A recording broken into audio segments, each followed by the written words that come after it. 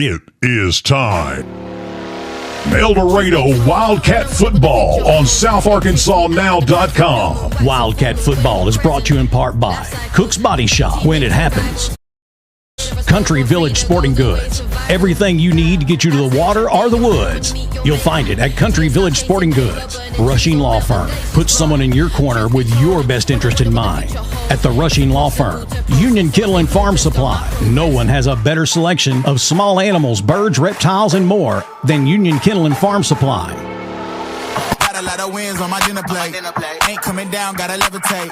I know my next win is the best one, so I tell them that I'm on to the untamed. El Dorado Custom Carpets, covering the floors of South Arkansas for nearly 50 years.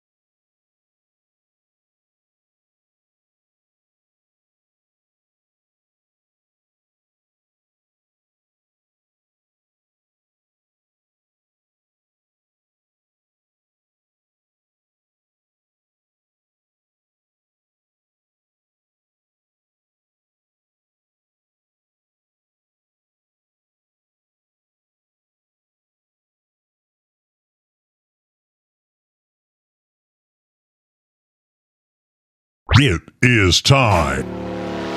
El Dorado Wildcat Football on SouthArkansasNow.com. Wildcat Football is brought to you in part by Cook's Body Shop. When it happens, look to Cook's. Country Village Sporting Goods. Everything you need to get you to the water or the woods, you'll find it at Country Village Sporting Goods. Rushing Law Firm. Put someone in your corner with your best interest in mind. At the Rushing Law Firm. Union Kennel and Farm Supply. No one has a better selection of small animals, birds, reptiles, and more than Union Kennel and Farm Supply. Got a lot of wins on my dinner plate. Ain't coming down, gotta levitate. I know my next win is the best one, so I tell them that I'm on to the El Dorado Custom Carpets, covering the floors of South Arkansas for nearly 50 years. Lanxess. Know what's below, call 811 before you dig. Promed Ambulance, serving and expanding in Arkansas for 25 years. World-class care and hometown values. Promed Ambulance. LSB Industries. Find something extraordinary at LSB. Carti Cancer Center. We're here for you. Cross Roofing and Sheet Metal. Put a solid future above your head. Glenn Mechanical. Anytime, day or night, the job's done right the very first time. The Karl Malone family of dealerships. Once again, the mailman delivers. Dison Service Company. 862-0409. Your U.S. Senator Tom Cotton. Jason Hardy State Farm Insurance. Like a good neighbor, Jason Hardy and State Farm is there. Davis Farms Country Market. Farm to table fresh at Davis Farms Country Market. Especially for you. Anyone can buy a gift card. The best gifts are made especially for you. Harrison Financial Management. Whether saving, investing, or looking at retirement, Harrison Financial Management. Equipment Share. Find out how easy it can be with Equipment Share. Southern Sass Image and Design. The official photographers for South Arkansas Now. Got a lot of wins on my dinner plate. Ain't coming down, gotta levitate. I know my next win is the best one, so I tell them that I'm on to the untrained. And now, let's go live to the stadium with Jax Sanford and the voice of the El Dorado Wildcats, Carter Bryant. Good evening, Wildcats and Wildcat fans. Welcome back to another broadcast of South Arkansas Now's Wildcat football coverage. We're in Camden tonight, kickoff at 7 p.m. And we've got a heck of a game lined up for us. And it's time for the Jason Hardy State Farm pregame show. Get more and save more when you let Jason Hardy and State Farm quote not only your auto, but your home, boats, RVs, campers, and more. It's really a no-brainer. And now for the Jason Hardy State Farm pregame show. And it's now time for the keys to the game, brought to you by Malone Auto Group. The mailman always delivers. With over 200 brand new vehicles and more than 150 quality previously owned options. You're sure to find the perfect ride. Now with his keys to the game, here's the voice of the Wildcats, Carter Bryant. Can you believe this, Jax? Okay, I want everyone watching this right now. I'm about to share a stat that will blow your mind in the best rivalry in all of South Arkansas. Okay. 2 points have separated these two teams the last two seasons. Can you believe that? A 1-point victory last year for El Dorado, 35-34. And then 2 years ago, it was a 21-20 scoreline with the Wildcats winning it. And then, of course, the big storyline here is the crossover between these two coaching staffs. Nick Vaughn, who is a good friend of yours, personal friend of mine, also one of our producers, Brittany. She's really close with them, does their photos. Nick is an El Dorado legend, won multiple state championships as an offensive coordinator during the Scott Reed era. And Nick has been, like I said, a close friend of mine. But here's the thing, Jax. For the next couple of hours, I hate Nick because it's a rivalry game. And the Wildcats are going to take it home. 3 victories in a row. It's going down. And something else that's really fascinating about this, everyone. Did you know that the 7 South rivalry has a trophy? Yes, a trophy will be awarded. Danielle and Michael Young, they actually made a trophy for this game. The winning coaches get championship rings. Are you kidding me? So the fact that this is no longer a conference rivalry has not changed this rivalry for anyone. So that makes me really excited. Wildcats versus Camden right here on South Arkansas Now, baby. Yeah, you know, Carter, I'm really excited for the game. I've got tons and tons of friends from Camden. And, I mean, obviously tons of friends in El Dorado, but I've got tons of friends in Camden. I've been talking smack all week. Let's go. I've been letting them hear it about what our Wildcats can do. And now I don't want to discount the Camden team one bit. I mean, that is a good football team, and just because they lost to Arkadelphia last week does not mean anything. Even though Arkadelphia is a 3A school, that is a powerhouse program from the southwest side of Arkansas, multiple state championships. And so I don't want anybody walking into this game thinking it's just going to be a cakewalk because Camden lost to Arkadelphia last week. We lost to Little Rock Christian last week, and so this is going to be a hard-fought game. I think that both teams on both sides of the ball want this game a lot because not only does it mean bragging rights for the next year, but there's nothing more fun than talking trash to your buddies when you beat them. There's nothing quite like it. And the funny thing about it, me speaking to both these coaching staffs beforehand, they actually liked the way that their teams played. They both had very difficult season openers. Arkadelphia, of course, a reigning state champion. Camden loses that game last week, 17-14. And the guy that you have to look out for tonight for Camden is their do-it-all quarterback / wide receiver / running back / insurance salesman. This guy does it all. His name is Dayton Browning. The kid has SPEED, baby. He can flat out fly. Last week, 8 carries for 133 yards and a long of 43. And on top of that, he had 5 catches for 43 yards as well. So what's fascinating about that is Camden has more of your traditional quarterback, number 10, Brody Dow, who will probably get to start tonight. But speaking to Wes Abels, the defensive coordinator of El Dorado before the game, he said that the thing that concerns him the most, and this is the irony of it, their Wildcat package, right? What Gus Malzahn of Arkansas famously did with Darren McFadden, it spread throughout all different levels. And, of course, the Wildcat package is when you have a non-quarterback take the snap out of shotgun and just let him run wild like Darren McFadden used to.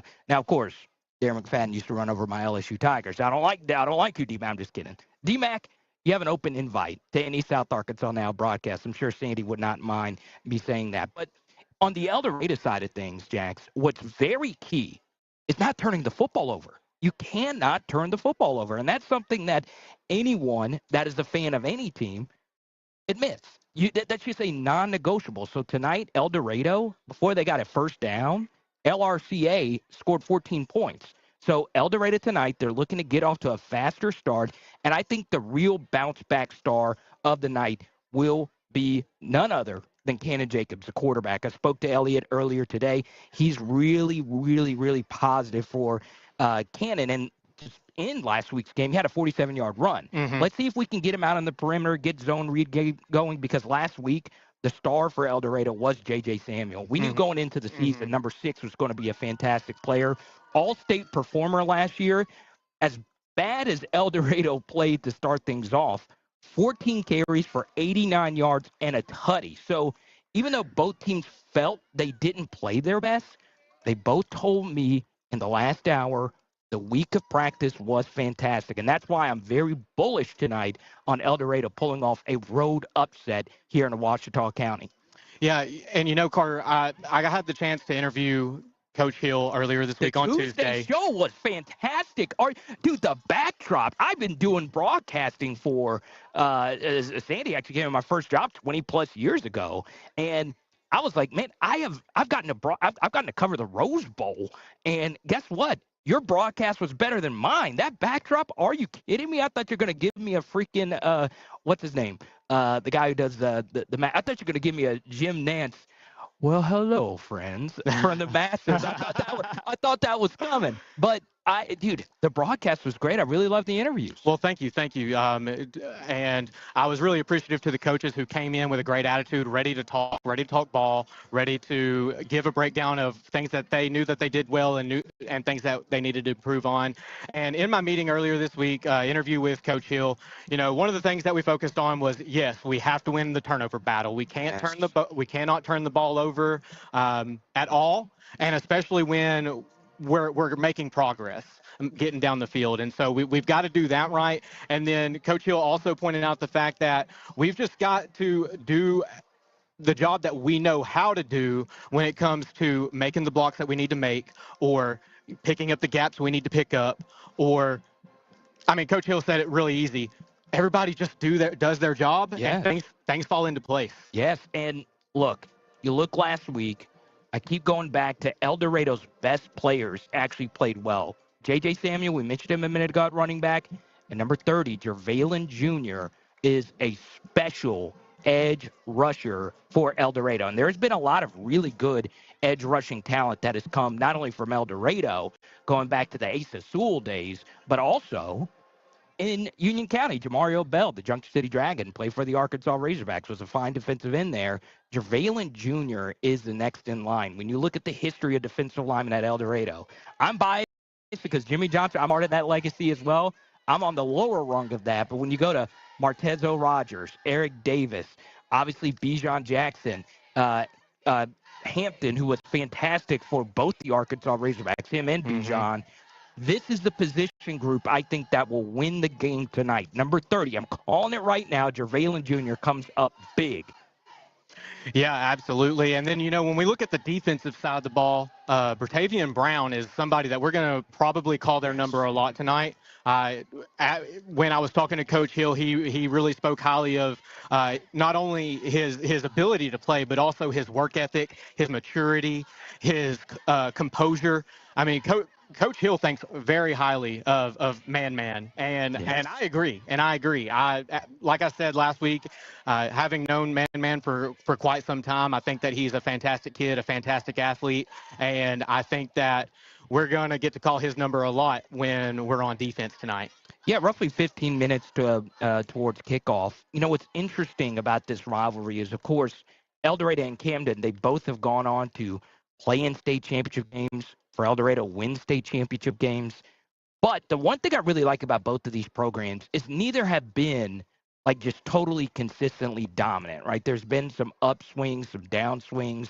And I feel like both of these programs are kind of, we've all been there in college, especially my men watching this. They've kind of been in the friend zone lately, right? That's not a spot you really want to be in life, okay? And I think these coaches are looking for that next young player to step up. And the guy that was, to me, the most fierce competitor last week was the sophomore, Christian Williams, okay? And the thing I like about Christian was we handed it off to him quite a bit on those jet sweeps. He took some big blows, and he just kept getting back up. You need that type of competitiveness to come out and win a rivalry game. So number 4 for El Dorado, the slot wide receiver, they use him at running back as well, is a guy to look out for tonight. All right, and we're going to take a break and be right back after this quick word from our sponsors. Hitting a buck to hang on the wall rarely happens by accident. It starts with preparation, takes some skill, and often even a little luck. Country Village Sporting Goods is your headquarters for all three. Right now, check out a brand new shipment of feeders, so new that they're still pulling them out of the boxes. A huge selection of lacrosse boots and plenty of warm weather camo for that early season hunt. And of course, bow hunters can't go wrong with the sales and service at Country Village Sporting Goods, 965 Smackover Highway in El Dorado. You're tough, determined to take challenges head on. But when cancer strikes, you'll need more than strength. You'll need the right care. We provide the tools you need to fight and the compassionate care you need to keep going. Every step of the way. Carti. We're with you. More product than ever in the store history. That's what's happening at Union Kennel and Farm Supply. A huge sale is going on right now, including 50-pound bags of deer corn, only $6.50 per bag. 50-pound bags of rice bran, marked $1 off. No one, absolutely no one, has a better selection of small animals, birds, reptiles, saltwater and freshwater fish than Union Kennel and Farm Supply. 1100 West Hillsboro in El Dorado. Or call 870-864-9229. Bad things happen, and of course, they never happen at the right time. Maybe it's just a little bump and cosmetic damage, or it's turned into a huge insurance claim and you just don't know where to go next. That's why so many of your neighbors and friends call on Cook's Body Shop in El Dorado. From the minor to the major, Cook's Body Shop is in your corner. Need someone to help you deal with insurance? Look to Cook's. Need advice on what to do next? Look to Cook's. Need a free estimate? Look to Cook's. Bad things are going to happen, and when they do, look to Cook's. And welcome back to South Arkansas Now's coverage of Wildcat football. We're in Camden tonight, kicking off against them. And really quick tonight's game is being brought to you in part by U.S. Senator Tom Cotton. Want to know more about the U.S. Senator? Go to tomcotton.com. And so, Carter, Tell me more about what we should be looking for from Camden's side of the ball, both on offense and defense. Okay, so we're going to get a little technical here when it comes to the game of football. One thing that Camden does is they do an overload front offensively, which means they bring an extra beefy offensive lineman onto the field, and they actually take one of their skill guys off of the field. And what that does is it creates numbers in the running game. So you look at Camden, the guy they want to stop, like we mentioned a minute ago, number 30, JaValen Jr., what I think they're going to do is put multiple offensive linemen on him by bringing in an extra offensive lineman, taking a tight end or a receiver off the field. And when you do that, you're probably going to try and run the football on El Dorado. Now, here's the thing. If you're to look at one thing El Dorado did a good job last week, yes, LRCA was able to run the football some, but it was never for that big 40, 50, or 60-yard run. El Dorado's rush defense last week was actually pretty good under Wes Abels. They just had short fields. They were in some difficult spots. Outside of that one explosive play touchdown, El Dorado defensively actually played sound football. They just got to be able to finish some drives. And another thing that's really fascinating, okay, I know everyone is listening via stream. We absolutely love it. Make sure you hit the like button, share button. It's an easy stream to follow on Facebook and YouTube. I've already gotten texts from Meemaw, Pat Paul saying, where can I watch the game? It's easy. Just South Arkansas Now. Just Google it. But just go to our Facebook and YouTube page and make sure you hit the like and subscribe. And one thing that's very fascinating is El Dorado fans here have outnumbered the Camden fans. I mean, am I lying about this, Jax? Look at this. No, you're absolutely not. I mean, El Dorado fans are definitely outnumbering Camden fans right now. We've still got about 13 and a half minutes until kickoff. However, this El Dorado crowd is not only already shown up, but is still showing up. And that's just another testament to what we talked about last week and the fact that El Dorado is one of the best traveling teams when it comes to having their fans at away games in the state. Yeah. In the state. I mean, one of the best traveling fan bases in the state. And what's crazy is normally when you have a tough game the week before and you have another back-to-back road game, Jax fans don't want to actually get on the road and travel. I understand it's Camden, so it's a 25-minute drive for a lot of people to know, but it's still a pretty impressive thing to do if you saw El Dorado not play well. Still get in the car and drive. And it's not just parents, right? It's we've both seen neighbors here that have no ties to the current team. They're just excited for the rivalry game. So right now, I would say El Dorado fans have a 2-1 advantage to the Camden fans here. Yeah. And, so even though we're in Camden, like you said, it's not very right. And so that home field advantage, I don't know if it necessarily applies when we play a game like this, when we've only got a 35-minute drive between each stadium. So I'm excited to see the energy that the Wildcat fans bring in, the energy that our Wildcat players bring in, and I'm also just really excited to see Coach Hill do more of his thing on the sideline. I was really, really impressed last week as we were watching Coach Hill during the game. It didn't matter if the score was 28-0 or if the Wildcats had just scored. He was encouraging his guys, giving them advice, telling them, hey, you need to do this, you need to do that, you need to pick up this block. And then he was making sure to give his guys a word of encouragement before he broke a huddle every single time. And so that's one thing that I'm really glad we have pouring into our players, that positivity, but don't mistake that positivity for any weakness or a lack of the ability to be stern, because there were several times last week where I also saw Coach Hill hop on some guys who might have missed a block or missed an assignment. And so I'm just excited to see what kind of discipline and what kind of fire he puts in our guys tonight to play against the Camden team. Now, one thing I want to share, and Sandy producing the broadcast, the president, the founder of South Arkansas Now, he's going to love this term. You're going to hear a lot of NAT sound, which basically means background sound, because we are actually right next to the Camden-Fairview band. The El Dorado band is to the bottom right corner of where we're sitting tonight, so it is going to be a loud and boisterous broadcast tonight. And, of course, like we mentioned, there are quite a few El Dorado fans here tonight. Now, going back to those keys of the game, we want to shout out once again Karl Malone Auto Group. The mailman and company will get you straight. Just check them out.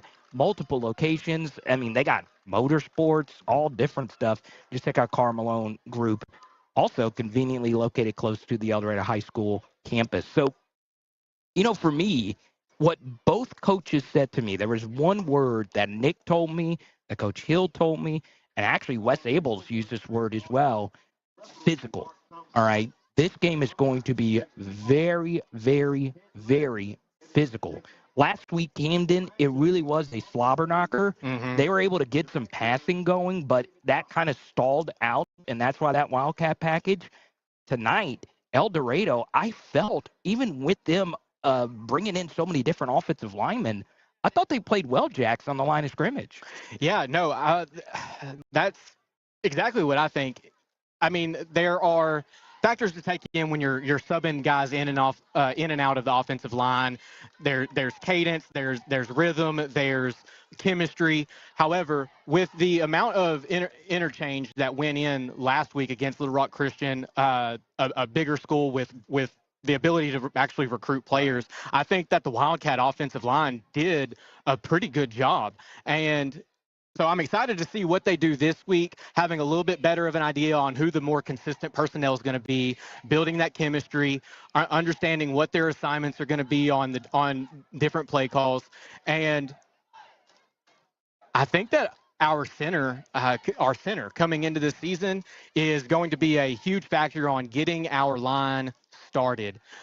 Watched some more film on him from last week and in previous games, and I've got to say, one of the things that I'm really impressed with is as soon as he's snapping the ball, I mean, it's like his hands are in position and he's ready. He's got fast hands, he's explosive, and he was able to get a couple of pancakes even last week. And so I'm excited to see what he's going to do against this Camden defensive line and see what kind of push that we can get every time we run the ball.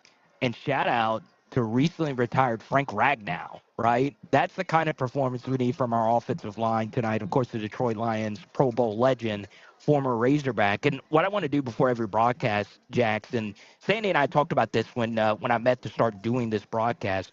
We also here at South Arkansas Now want to celebrate the storied El Dorado Wildcat football history, right? There are so many great players that we can discuss that really fly under the radar. And one of those guys I want to highlight tonight who always got really up for playing a rivalry game versus Camden is none other than Willie Landers, a great wide receiver at El Dorado, went on to have a storied career at UCA. He could play quarterback. He could catch the football out of the backfield. Also, Willie was a teammate of mine, so shout out to Willie Landers. He's gone on to be a podcaster as well. So Willie Landers is the guy that I want to highlight, former El Dorado Wildcat wide receiving legend. Well, and Carter, if we're going to talk El Dorado legends and people who really moved forward the game for El Dorado, I can't help but mention two pretty famous quarterbacks for us and the sons of Coach Reed, Lucas and Taylor Reed. Lucas was younger than Taylor. Taylor was tall, long, and able just to chunk the ball. Yeah. And Lucas wasn't nearly as tall as Taylor. However, I would say that had Lucas had the height advantage that Taylor had, we'd still be talking about Lucas on TV today. Right. And Lucas, of course, still coaching. Also got married a few months ago. Still a great friend of the broadcast, the Reed family, of course. Both of them were fantastic. Paul Anzalone was the quarterback in those early years as well. Man, the Coach Reed era was so fascinating. And it's ironic you bring that up because Nick Vaughn, that's really what jump-started his career, coaching under Scott Reed, being his offensive coordinator, being his eyes in the sky. And Nick was a big reason why El Dorado won a lot of football games alongside Scott Reed. But like I mentioned, I know we got more people trickling in as we get closer to kickoff, roughly 5 minutes away till we get litty, baby, on South Arkansas Now. This is key. Nick, I love you, but it's going down tonight. The Wildcats are going to find a way to get it done. And look, Camden also has connections to the El Dorado staff, right? DeAnthony Curtis is arguably the best running back in Camden-Fairview history. He was on El Dorado staff last year. He moves on. He also ran me over when I played. So DeAnthony, I'm still bitter about that. Also shooting me out of his shoes as well. That's why he was a Power 4 player and I wasn't. But so I'm still a little sour about that, but that's okay. But that's what makes this rivalry so great. You can go through all these different stories between El Dorado and Camden. Yeah, absolutely. And so, guys, with roughly 5 minutes before kickoff, we're going to take another break right after this quick word from our sponsors. Serving South Arkansas for 25 years, and all the while expanding and growing throughout the state, Promed Ambulance is proving their motto of world-class care and hometown values. For example, their new mobile integrated healthcare communication center. This state-of-the-art facility allows communication specialists to work directly with local 911 call centers to ensure the closest medical team is always dispatched to any emergency. World-class care and hometown values. For more information and career opportunities, go to promedambulance.com. If you born and raised in Arkansas, make some noise right now. You got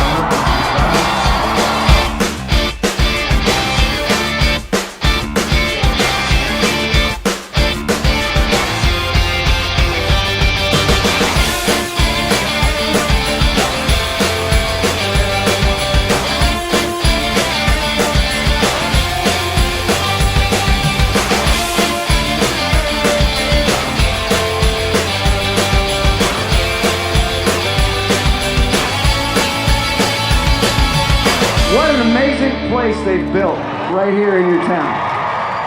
As the summer growing season begins to slow down, you can still find plenty of homegrown fruits and vegetables at Davis Farms Country Market. Plus, a new shipment of baked goods just hit the shelf. And if you've ever wanted to know the difference between the meat from the big chain stores and locally grown Davis Double D Farms beef, you have to check it out. You'll be amazed, and you may never buy grocery store beef again. All of this and more at Davis Farms Country Market, 4523 Junction City Highway, or call 870-639-1323.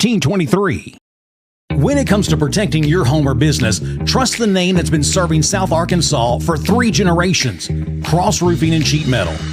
From residential roofs to large commercial projects, the experienced team at Cross delivers quality you can see and reliability you can count on. Cross Roofing and Sheet Metal, built on trust, proven by results. Call Cross Roofing today. Put a solid future over your head.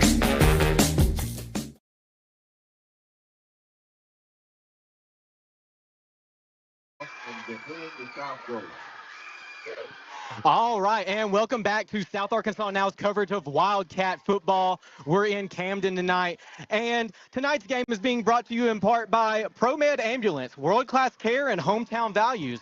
Check them out at promedambulance.com. All right, and so, Carter, we're getting ready for kickoff. We've got approximately 2.5 minutes. Energy's starting to pick up. It's starting to get louder. You can feel the tension and the energy in the air as these two teams get ready to collide. Two teams that have been looking forward to this all week. I promise you, Carter, that Camden team has had a picture of the Wildcat football team hanging up at practice, hanging up in the locker room saying, we are going to dog stomp these guys. And I promise you that these Wildcats have been doing the same exact thing, saying, hey, Camden thinks they're going to come in and take us on, and we're going to show them who's boss. I know a lot of people are excited for the in-state rivalry tomorrow between Arkansas and Arkansas State, but this is the better one tonight. Union County, Ouachita County.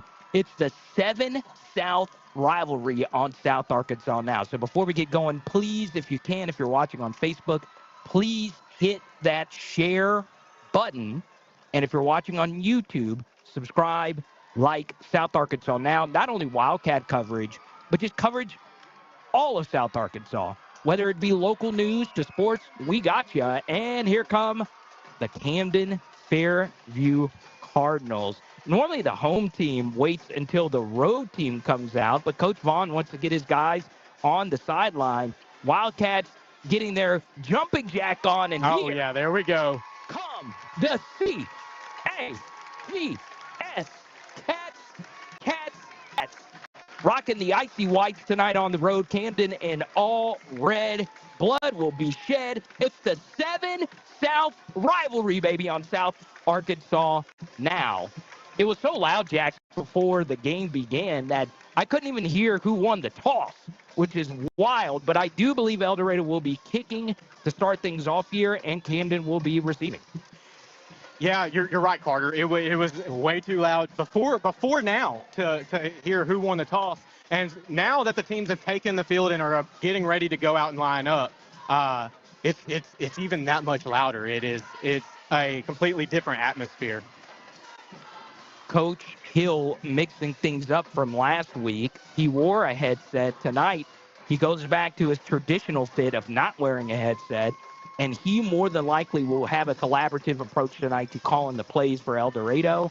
Obviously, the big story for the Wildcats, can they not beat themselves? Last week, lots of penalties, some rough special teams play, and then 2 turnovers in the second quarter really put that game away. If the Wildcats, Jax, tonight don't beat themselves, I think they have a good chance of winning. You're exactly right, Carter. If the Wildcats will just go out and do what they're supposed to do, not anything more, not anything less, just do their jobs, Coach Hill has the ability to scheme these guys and coach these guys in the right spots, be in the right places, so that when the ball comes their way, they're ready and they're able to make the play. And so, go ahead, Carter. No, Eric Flores for El Dorado, number 40, is the kickoff specialist for the Wildcats. Last week, Jax, they did not do any deep kicking. It was straight pooch kicking. I expect the same thing to be done here. Wildcats, for this game, they are trying their best to keep the football out of the hands of number 4, Dayton Browning, who honestly was arguably the best overall skill position guy in the state of Arkansas. And Flores pooches it here to the left side, and it will go out of bounds. Ken will start things off here at their own 33-yard line. Yeah, and Carter, the other thing about the Wildcat special teams last week is that they just kept getting a rough go at it. It seemed like something would go wrong on a couple of the special teams plays last week, and so I'm looking forward this week to seeing what improvements we're making when we have special teams out on the field. And they'll actually start on their own 39 here. Camden-Fairview and the All-Reds. El Dorado, a guy to look out for tonight is number 99, a sophomore who played amazing last week, Gavin Briggs. So Camden in their traditional quarterback set, that's number 10, Brody Dow. Lined up to the left of him is number 5, Jaden Porsche. El Dorado stems into a 4-man front here, and Nick Vaughn signals in a late play call here. Rare do you see that on the first play of the game. And it looks as if Camden-Fairview will start things off with a timeout. We already had an equipment share kickoff, and now we got to go to break. We'll be back right after this. It's Wildcat Football on South Arkansas Now. LSB Industries is committed to playing a leadership role in the production of low and no carbon products that build, feed, and power the world. Our El Dorado carbon capture and sequestration project is helping the company reduce its carbon footprint while enabling us to provide our customers with low-carbon products. For nearly 50 years, South Arkansas floors have been covered by El Dorado custom carpets. And not just carpets, but true hardwood, laminate, stone, porcelain, ceramic, marble, and more. And guess what? It doesn't end with just floors. Carries a tremendous selection of backsplash, wall tile, and area rugs. The truth of the matter is, one commercial can't come close to telling you everything you can find at El Dorado Custom Carpets, 1601 East Main Street in El Dorado. Call 870-862-4945. All right, and we are back with some Wildcat Football South Arkansas Now. Brought to you by our friends at Cook's Body Shop. We'll tell you more about them after this snap. Handoff here gets bounced here to the left side, and it is a very nice tackle to start things off here for the Wildcats for only a 1-yard gain. Yeah, Carter, and one thing that we talked about right after we had cut to break is, have you ever seen a coach call timeout before the first ball was ever even snapped? That's a rarity. It looks as if Camden's going to try and get some momentum going. Quarterback by is lonesome here and empty. I would expect a pre-snap motion at some point. No, Camden takes it. Quarterback option. They do throw it out wide, and it's incomplete. Some good pressure from the El Dorado Wildcat front, and it sets up 3rd and 9. Yeah, Carter, one of the great things there that I saw from the Wildcat defensive line was they exploded off the line. They put pressure on him quick, and even though they had a receiver who maybe could have made that catch, the quarterback was so rushed that he just had to get rid of the ball, putting them 3rd and long. Brody Dow takes the snap here. 11:27 left to go. Score still goose egg to goose egg. Dow takes it. Back to throw. Hits the seam route over the middle. Wide open to the 5. And it is a score for the Camden-Fairview Cardinals. It's Jamarie Utsi right up the gut. And El Dorado down early 6-0. Yeah, Carter, what happened there is we got torched over I think we have some dirty laundry on the field. What did they call? Did you see what the call was? I did not. It looked as if it was an illegal formation. El Dorado gets very fortunate there. Wildcats looked as if they were in split field coverage. The tight end up the seam left alone, and a momentum shifter in a major way. It is a 10-yard rollout, so it looks as if they called holding here. I didn't see the flag initially, and El Dorado gets an extra lifeline as Wes Abels calls in a new play. Yeah, Carter, and I noticed that the flag was thrown in the backfield, so I think you're right there. It had to be a holding, and so now instead of a touchdown, Camden's looking at a 3rd and very long.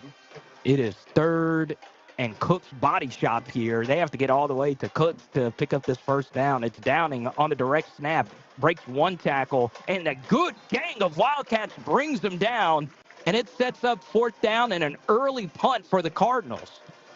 Carter, that's about as good of a break that you can hope for if you're the Wildcats.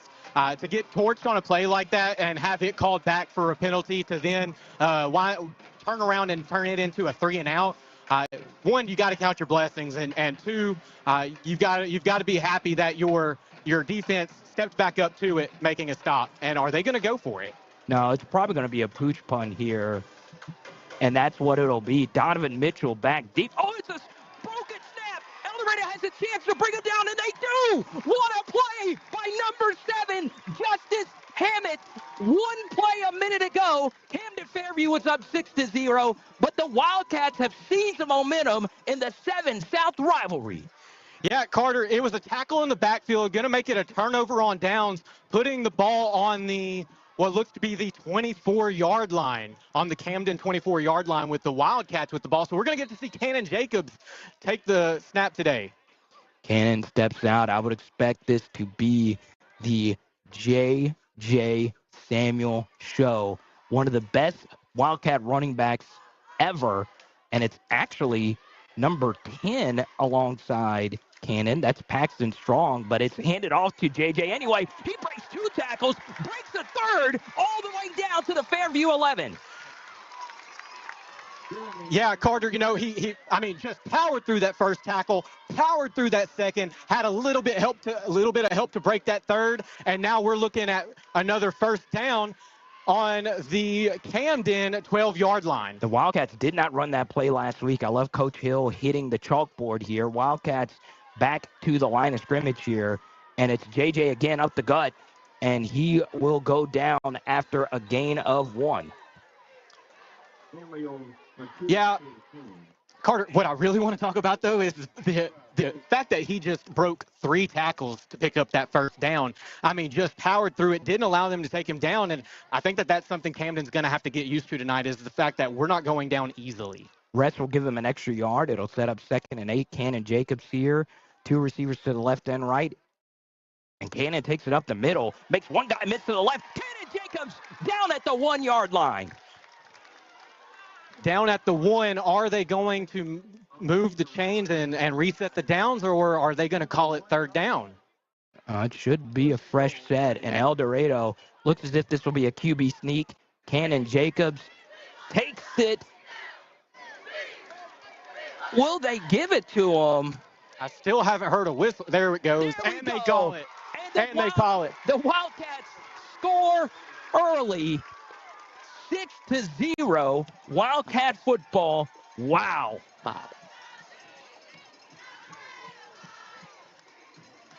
Yeah, Carter, the great thing there is that Cannon tried to go in, got stopped, but he didn't give up. He just kept powering forward, waited for the whistle, and that's a Wildcat touchdown.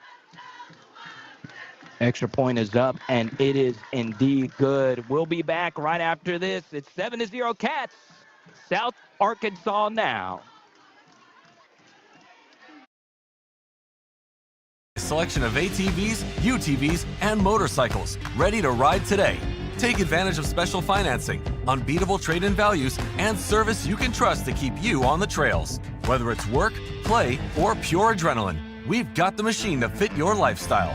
Karl Malone Power Sports El Dorado, where selection, savings, and service all deliver. Come see us today.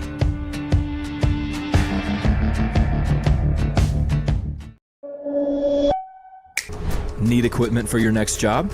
Don't settle for the traditional rental experience. The rental experience with Equipment Share is a great experience. We rent everything from dozers to skid loaders, mini excavators, even smaller hand tools. They've always got what we need. They're timely. The billing is quick and accurate. The guys are able to set it up. They do it through their phone. I love Equipment Share. Renting with Equipment Share is not like any other company out there. It's 1,000 times better.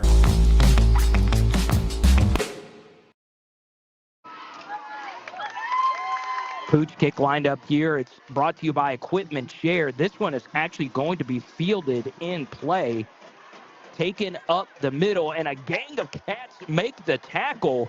That was a good run, though, by Demarion Robinson after first getting hit. But he is brought Cortland Rozier. Yeah, Carter, and what I really want to go back to is El Dorado's ability to run the football on that last drive. I mean, they were really just able to push down the field and get a pretty quick score there after the turnover on downs. Shout out to our friends at the Murphy Arts District, Pamela and the whole crew. They've got big shows lined up. Check out the full schedule. MAD, the Murphy Arts District. Let's go. Back in at quarterback for Camden is number 10, Brody Dow. He takes the snap here, handoff to the left side, and this El Dorado Wildcat defense is swarming. That's number 50, Bravion Coleman on the tackle. Yeah, Bravion exploded, dived through that offensive line, was able to get a hold of the running back's feet, slow him down a little bit, and actually wound up being a tackle. So that's going to put it 2nd and 10 on the Camden 23 23-yard line. Bratavion Brown checks in for the Cats as the new nickel defender. Dow takes the snap. It's a zone read pull. He actually throws it here to the right side, and it's going to be a gain of about 7 here for number 4, Dayton Browning. Yeah, and that's going to make it about 3rd and 4 for Camden. That's going to put the ball on their 31-yard line. That's going to put us with the Wildcats up 7-0 with 8:26 left to go in the first quarter. El Dorado's got to keep an eye out for number 4, Downing. Had over 170 total yards last week in the loss to Arkadelphia. Dow takes the direct snap, and he will be stopped short. And Nick Vaughn here, Jax, has a difficult decision. Do you go for it or not? You're right. It is a difficult decision because on the one hand, you don't want to go 3 and out 2 drives in a row. But on the other hand, if you give a turnover on downs here, you're putting the Wildcats right back where they started last drive where they scored. And El Dorado does have their punt team out, and Camden just going to go for it here on 4th and short. The Wildcats elect to not call a timeout. Very interesting. Like we said in the pregame show brought to you by Jason Hardy, Camden in that overload set. They have an extra offensive lineman here. Dow's going to take a deep shot here, and he is open. What a tackle by the punt returner. That is number 80. Donovan Mitchell saves the touchdown. But, Jax, that's the guy that we kept telling you about. Browning, number 4, is a superstar. You're right, Carter. You're 100% right, Carter. That is exactly who we need to be looking out for. And they were able to pick up a first down because of a miscommunication on the Cats defense. And it's an inside handoff here for Camden. And he'll be brought down. That's, once again, number 5, Jaden Portia, for just a gain of a couple. And that's going to put us at 6:56 left in the first quarter. And the Wildcat defense is looking to be aggressive here. I haven't seen them play just a whole lot of safe up top, big prevent. And let's see how they line up here. Dow to Portia again up the middle, and it'll be a gain of just a couple again, and it sets up 3rd and medium for the Cardinals. So one thing that we really don't want here is we don't want Camden to have just a very long drive, a lot of time on the field with the ball, because we don't want our defense to get too tired too quick. We want our defense to get a good stop, and then our offense to come back out and have a good long drive, give our defense time to rest. And it's a bad snap. Dow gets it. He just throws it up in the air, and it's caught for a touchdown. It is once again number 4, Browning, for the score. Oh, and they throw a flag for taunting after the touchdown there. A huge break again for the Cats. So the touchdown will count, but in the 7 South rivalry, Jax, they brought this up to me, both coaching staffs, you have to be able to control your emotions, because if you don't, you can hurt yourself and take yourself out of the game.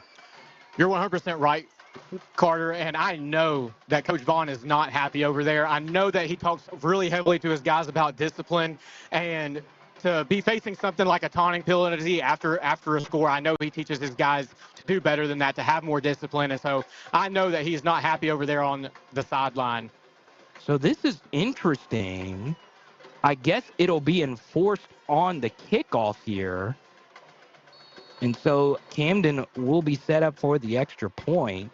It is up, and it is indeed good. Tie ball game, 5:58 left to go. 7-7 is the score. It's Wildcat Football in South Arkansas now. Every gift tells a story, and at Especially For You, they help you make it unforgettable. Birthdays, wedding showers, baby showers, graduations are just because. Especially For You creates one-of-a-kind gifts made to touch the heart. Anyone can buy a gift card, but the best gifts aren't bought. They're made at Especially For You. Stop by and visit Especially For You and find the perfect gift for life's special moments. Buying this boat was a total no-brainer. Okay, I get it. You say no-brainer and the guy with no brain shows up. I'm sorry, we met our new boat. For a new boat? You don't call me. You call State Farm. Like a good neighbor, State Farm is... There? I was gonna say that. He's right. Your State Farm agent can help you choose the right coverage for your new boat and your RV. It's kind of a no-brainer. Easy decision. All right. Like a good neighbor, State Farm is there. All right, and welcome back to Camden-Fairview, where the Wildcats are taking on the Cardinals. Ball game's tied 7-7, 5:58 left in the first quarter, and we're going to come back to a kickoff here. Kickoff is brought to you by Equipment Share. Everything from pipe fitters to excavators, kick your project off right with Equipment Share. And so we're facing the kickoff here. Score tied 7-7. And it'll be number 91, Gannon Edwards here. And they also go for the pooch. And El Dorado will start off in Camden-Fairview territory. That's a good piece of hands right there from Paxton Strong. Yeah, Paxton Strong fielded that ball cleanly and just started moving forward. He's going to get the Wildcats the ball on what looks like the Camden 45-yard line. Yeah. 47. 5:53 left to go. The 7 South rivalry. How else would it begin other than 7-7? It'll be Cannon Jacobs taking the snap here. 2 receivers to the left side. And this will be Williams' first carry, the sophomore. He's got room. He makes another guy miss. And Williams almost falls forward here for a Glenn Mechanical first down, but it will be second and short. Yeah, Carter, you're right. It does look like they're going to place him just short of the line to gain. But that was a great motion. That was a great run, ability to see, and good vision. El Dorado lines up J.J. Samuel to the right of Cannon Jacobs.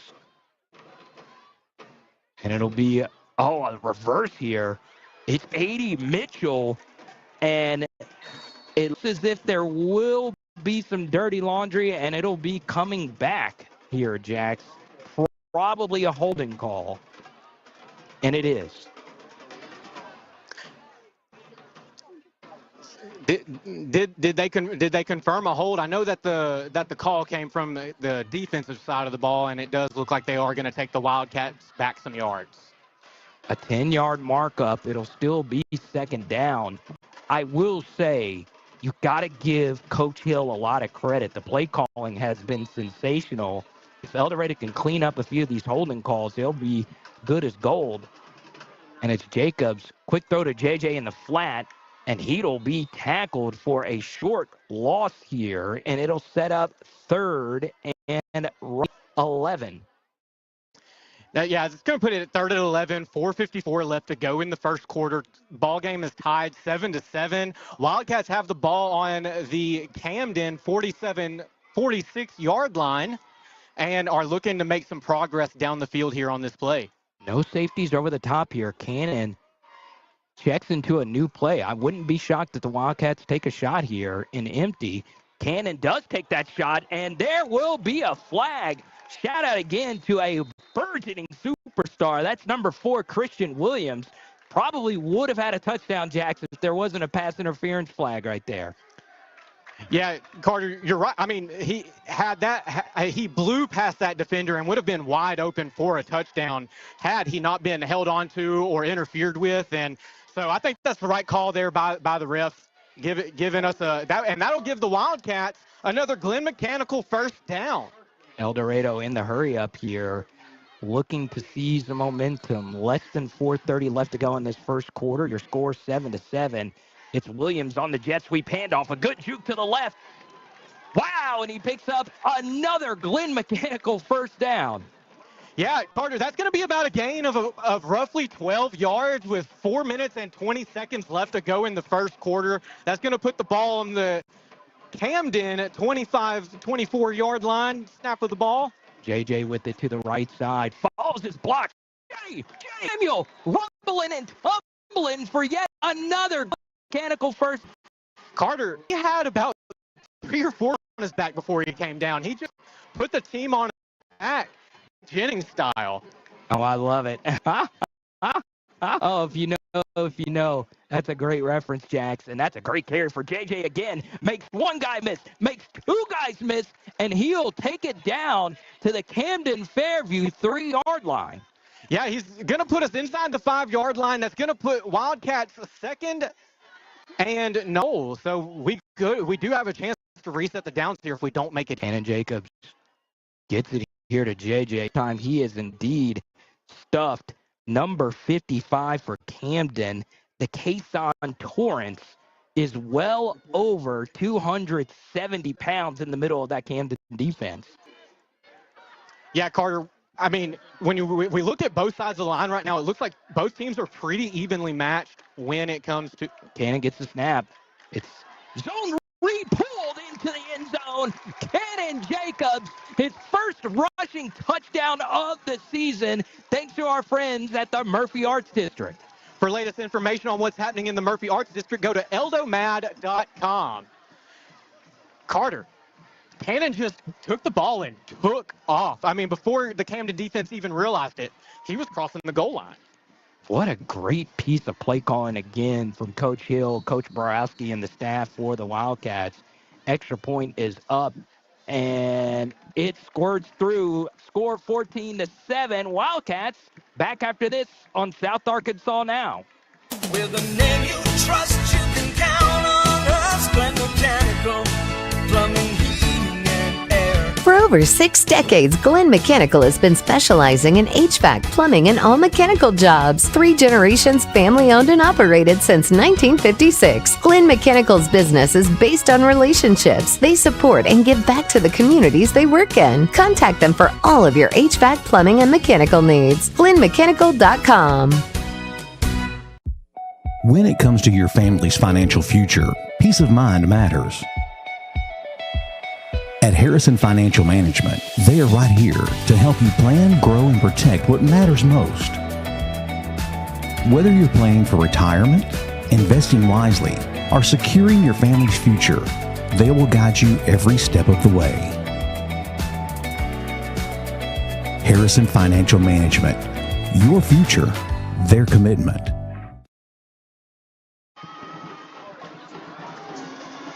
The kick is pooched here.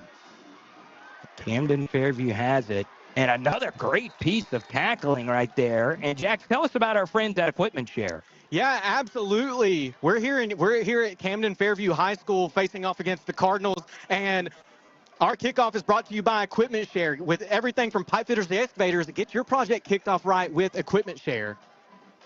El Dorado Wildcats up early, 14-7. Some sloppy play on both sides, more so in the white and white of El Dorado. And can the Wildcats stop the explosive play? Once again, the only guy hurting was the guy we told you about before the game, Dayton Browning, number 4, who's lined up now in the slot. Down with the snap, handoff up the middle. He will be tackled by Spencer Poole. And that's actually the third string running back for Camden. That's number 28, Demarion Robinson. Yeah, Carter, and I'll tell you one thing that I noticed about our defense lined up there is we had two safeties lined up just a little further back, ready to provide help to our wide receivers over there on the far side of the field, having to cover such an explosive player. Dow gets the play. Once again, Robinson still in at running back. It's the empty set, so don't be shocked if they run that option here to the left side that you've seen a few times. That's exactly what they do. Dow throws it, and it's almost picked off by number 21. A good piece of coverage right there from Marcevius Ishmael. Yeah, and that's going to put it at 3rd and 6 on the Cardinals' own 24-yard line. Another quick third down, and so I bet Coach Hill has got something up his sleeve here to hopefully get another stop on 3rd down and see what Camden's going to do this time. Now back at center again. Look out for that slot vertical up the middle. El Dorado looks like they're in a better position here. Camden resets the play. Wildcats in a split field look. Dow taking the snap. 2 receivers to the left. And let's see what they do here. Robinson to the left of Dow. Oh, and it's just going to be a handoff to Robinson up the middle. And he will be just short of the line to gain. So, Jax, here we go. Same spot of the field. Does Camden go for it? It's the question that we're all asking as we get ready to watch how they line up, Carter. I mean, does it make any sense to go for it on 4th down when you're in your own territory? Or does it make more sense to go for it and see if we can make something, if they can make something happen? Let's see. Dow gets the snap. It looks as if this will be a hard count timeout situation. 13 seconds left to go on the play clock. It'll be interesting. El Dorado, 6 men on the line of scrimmage. 3 on the play clock. They actually do snap it. Dow up the gut here, and he will. Oh, the ball is loose. Do the Wildcats have it? Do the Wildcats have it? Carter, they're jumping up and down. It'll be El Dorado Wildcat football on the Camden-Fairview 36-yard line. Dow did pick up the first down, but to use the dad joke here, the Dow is in a recession. El Dorado takes the fumble, and we're going the other way, baby. I love it. Wildcat football to be a Glenn Mechanical first down with 1:27 left to go. And you know, if you're Camden, you're just kicking your stuff because you know that would have been a first down had they just held on to the ball. El Dorado, twins left, twins right, Williams in motion. They feed J.J. Samuel to the right side. A good piece of blocking, but a better piece of running, and it'll be 11 yards again for J.J., enough for a Glenn Mechanical first down. Yeah, Carter, what I'm really loving that I'm seeing from the Wildcat offense here is their ability to run the ball through the defense, not just avoiding tackles, but running through them. I love it. Cannon Jacobs. It's the J.J. Samuel show, and the good old-fashioned turf monster gets J.J. there for no gain. Yeah, he got right back to the line of scrimmage. That's going to put it 2nd and 10 on the Cardinals' 25-yard line. 59 seconds left to go in the first quarter, and I bet that we're going to see something big here. Cannon takes it himself, calls his own number, and it'll only be a gain of 1. Actually, they'll give him 2 here. And a critical 3rd and 8, Jax. What would you do in this situation when the run game's been cooking? You know, if it's for me, the run game's been, I'm going to try and get it to my best player and see if he can do what he's been doing and just break tackles, make players miss, and be explosive. El Dorado and trips to the left. 17 on the play clock here, and it'll be Christian Williams flats. He's got room. He's got the sideline. Christian Williams, the sophomore, picks up a first down, and it'll be some extra yardage at the end of this. There's a flag on the play, more than likely for a horse collar tackle. Please don't get close to this, otherwise this will mess up, and this is how we're streaming the game. The flag on the field. And El Dorado will be inside the Camden-Fairview foul line yet again. It's going to put 14 seconds left in the first quarter. Cats are looking up to go up 21-7. Cannon takes it, trying to get his second touchdown. He will be denied, but not after a gain of 2 here. Yeah, Carter, that's gonna put us at 2nd and inches on the goal line, and it'll be Cannon again, QB's gut, and that will be waiting on the call. We're waiting on the signal from the officials. Oh. They're gonna put him just shy. Make it. And that'll do it for the first quarter. The Zebras have to walk the full distance to get to the other side of the field. Wildcats knocking on the door. Back after this, it's South Park. At the Karl Malone family of dealerships, Ford El Dorado, Chevy El Dorado, Toyota El Dorado, and Karl Malone Toyota of Ruston, the mailman always delivers. With over 200 brand new vehicles and over 150 quality pre-owned options, you're sure to find the perfect ride. Looking to sell? We'll buy your vehicle, paid on the spot. 4 dealerships, one name you can trust, Karl Malone. Because when it comes to great deals, the mailman delivers. More product than ever in the store history. That's what's happening at Union Kennel and Farm Supply. A huge sale is going on right now, including 50-pound bags of deer corn, only $6.50 per bag. 50-pound bags of rice bran, marked $1 off. No one, absolutely no one, has a better selection of small animals, birds, reptiles, saltwater and freshwater fish than Union Kennel and Farm Supply. 1100 West Hillsboro and El Dorado. Or call 870-864-9229.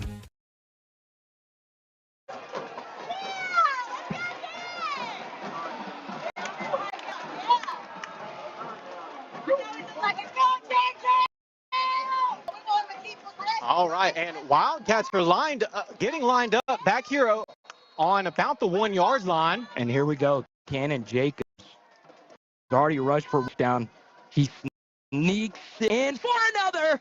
El Dorado now has a 2-possession lead after Cannon Jacobs' second rushing touchdown of the evening. Absolutely, and that's going to put it at 20-7, waiting on the PAT.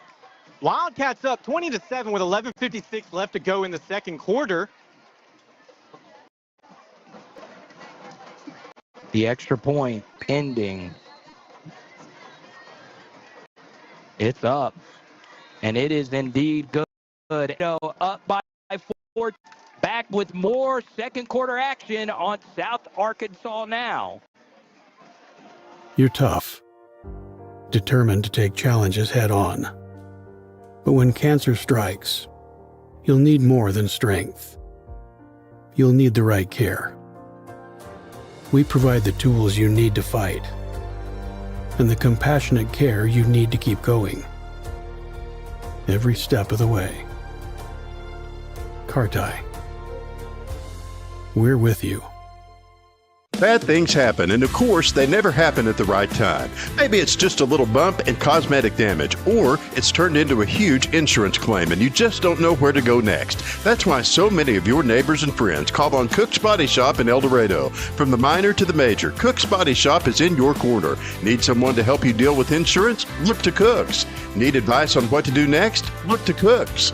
Need a free estimate? Look to Cook's. Bad things are going to happen, and when they do, look to Cook's.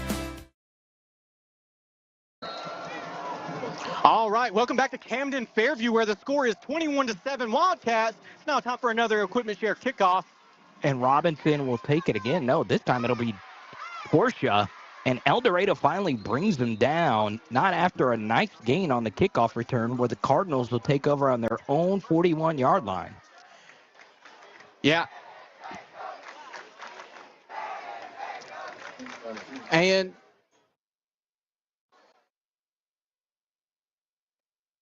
here we go. 11:50 left to go. El Dorado up 21-7. It'll be down back in at quarterback here for Camden. We've not seen the Wildcat package yet from Camden, and it'll be a loss here. Actually, no, just a gain of a couple. A really nice tackle by number 52. This is the best name I've ever heard from a Wildcat. Maximus Wright. Carter, the great thing that I saw there is he was explosive. He hawked down the ball, and he was able to keep it to a minimal gain for the Cardinals. And here we go. Camden looking to establish a run. Brody takes the snap. It's Robinson again. And this vaunted El Dorado rush defense is taking over the game.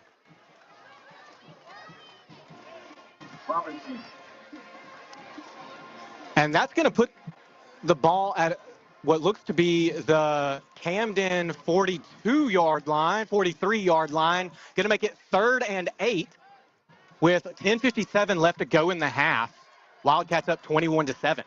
Camden's converted a long 3rd down already tonight. Can they do it again? And it's down on the RPO. They hit the tight end, Utsey, in the backfield, and it's a gang of Wildcats bringing them down, and it'll set up a 4th and 8 here. So it's the question that I've been asking all night to you, Jax. I believe Camden's going to go for it. Yeah, Carter, and I believe that Nick Vaughn is taking a page out of Pulaski Academy's book and saying, hey, why would we punt it on 4th down and just give them the ball? They're going to have to take it from us. So it looks like they're going to go for it again. Wildcats are prepared for it this time, it looks like, with their defensive package still out on the field. The guy that's probably going to get the ball is number 4, Downing here. And no, it's punted short. Oh, and that's a lucky break for the Wildcats. One of the more bizarre you will ever see. Dow actually shanked a line drive. It hits the El Dorado star linebacker, Ja'Cory Lumsey, right in the chest. It bounces back to the Camden-Fairview Cardinals, and the Cardinals with fresh set of downs. Wow. Yeah, Carter, and it looks like the refs are around discussing it, making sure, oh, hold on, they overturned the call? Wow, Nick Vaughn is going berserk here. It's an obscure ruling, and maybe one of our rules experts, maybe producer Sandy back in the studio, who does have a referee backdrop, can explain this better than we can. So they went back to punt the football. Brody down on the squib. It was line drove on just a missile right up the gut. It hits Lumsey, and now the referees are discussing what's happening here. Unless the ball was deflected by a Camden-Fairview player before it hits Lumsey, you would think the ball would go back to Camden. Wildcats have already had a massive break. If you're just joining us, Camden had a 70-yard touchdown pass called back for a holding call, and it does look as if Camden will get the football here. Yeah, so Wildcat offense is coming back off the field after not getting a chance to get the ball. And if I'm Coach Hill, I am livid asking these referees, do you know what's going on? Do you know? Because, well, I mean, how are you going to call my offense back on the field and then turn around and tell me actually just kidding? This is wild. Okay, so maybe someone else can explain this to me. I've never seen this at a game. It's something that has nothing to do with football. I'll tell you exactly what it is after this play. But here you go. It is Dow. He's actually going to throw this. The double move shot is incomplete. Some great coverage right there by number 20, Jeremiah Mitchell. Now, here's what was crazy.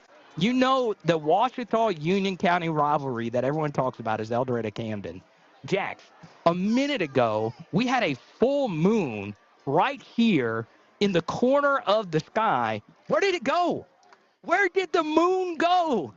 There is only, I really have no idea. I've never seen that before. I saw the moon, and now the moon is just totally gone. Maybe there's an astronomer, Galileo, watching this game tonight here on South Arkansas Now. Dow takes the snap. He hands it off to Robinson. He bounces it here to the right side, and Camden will gain about 4 yards here.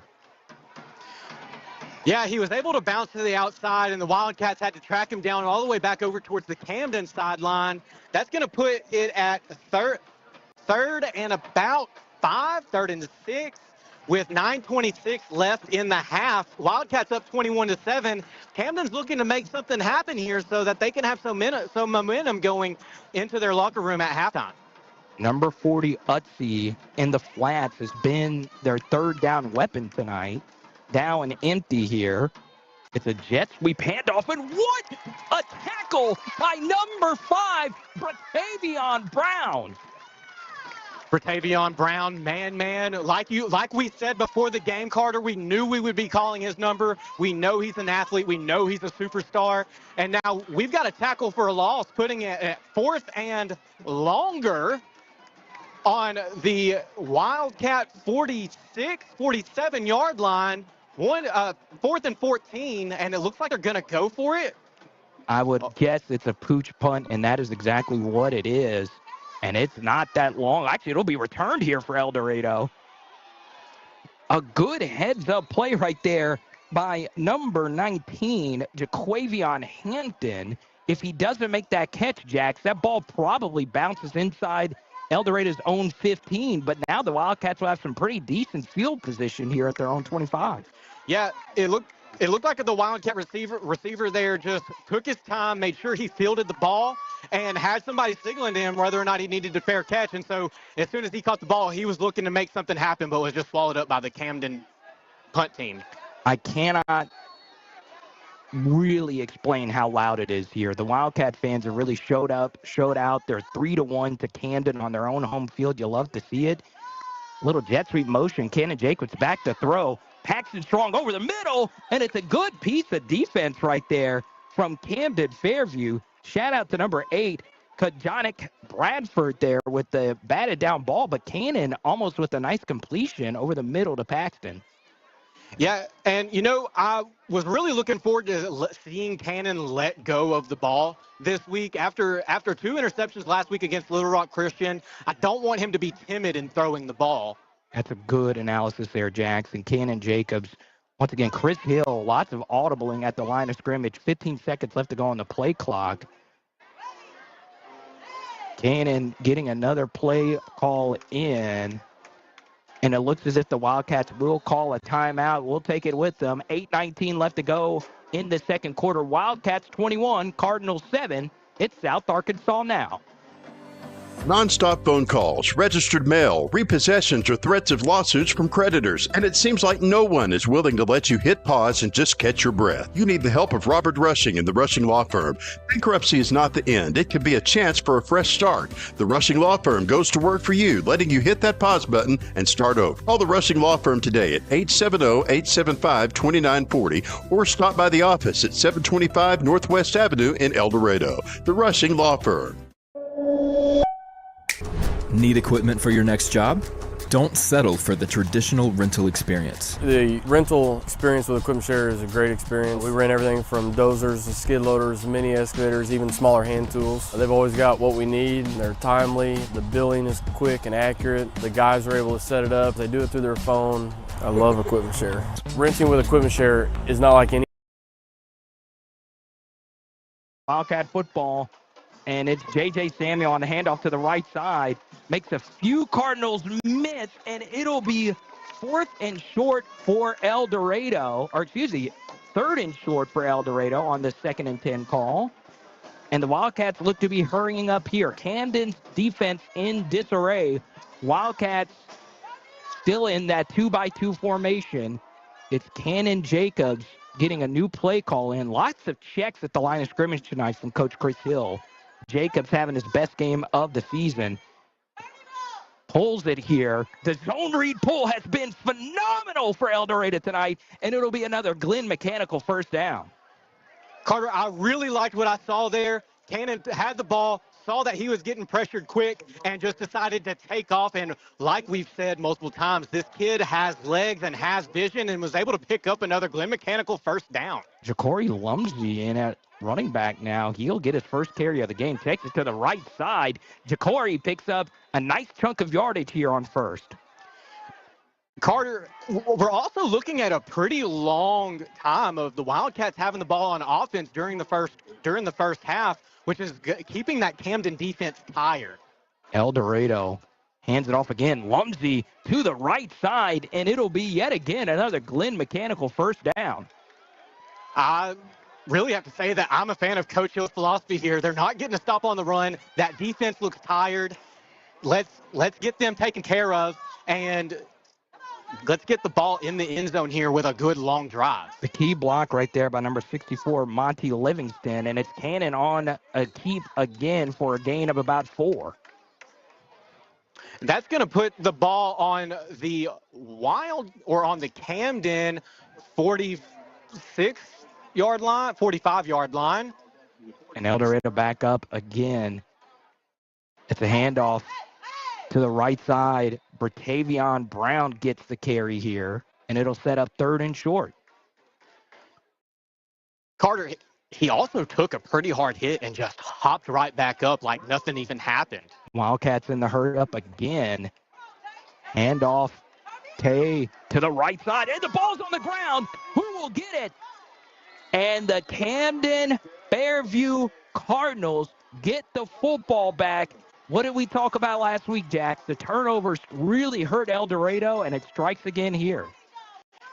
Is we have to hold on to the football. You have to hold on to the football when it is in your hands.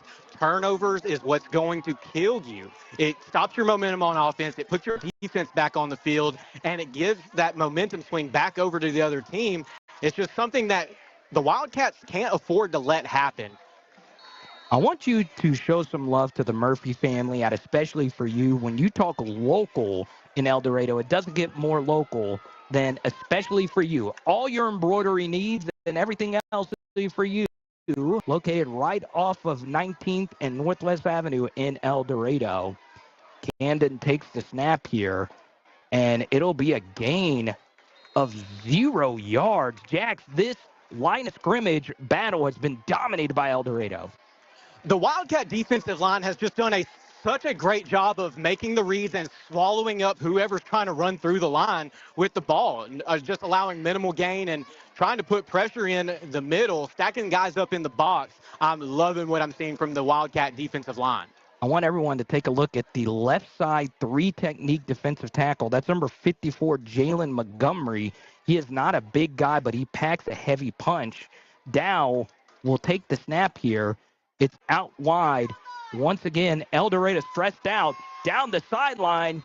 A nice tackle once again by the young man who had a great punt return earlier, Jaquavian Hampton, but it's not after a nice gain for Browning. Yeah, that's gonna put us at 5:28 left in the half. Wildcats still up 21-7 over the Cardinals, but the Cardinals are trying to make something happen as they try to march downfield. The moon starting to show itself again here. El Dorado hanging on to a 14-point lead. Play action again. Oh, it's a double move down the right sideline. Oh, and I don't know about that pass interference flag. It looked as if that was great coverage by number 20, Jeremiah Mitchell, but instead it'll be a first down for the Cardinals. To me, that almost looks like a ticky-tack call. It just wasn't a very clear. I saw when he threw the flag. I was watching the play happen downfield as they were coming down, and I just didn't really see it. But I'm not the officials. And here's the thing I don't like about that, Jax. It's a rivalry game. Don't let ticky-tack calls decide the outcome. We've had a few of them tonight. Some have been in favor of El Dorado and a few in favor of the Cardinals. Dow's still in at quarterback. I'm a little shocked we've not seen the Cardinals go to their Wildcat package. El Dorado brings a blitz off the left side. It's picked up. Cardinals pick up a nice gain. This is actually their fourth string running back, Dante Thrower, for a gain of 7. Wildcats are trying to be aggressive here, trying to be physical, and Camden was able just to squeeze something upfield right there. It's going to put it at 2nd and about 4 on the Wildcat 31.5-yard line. Down. Oh, and the Wildcats jump off sides, and that will unfortunately be a first down for Camden.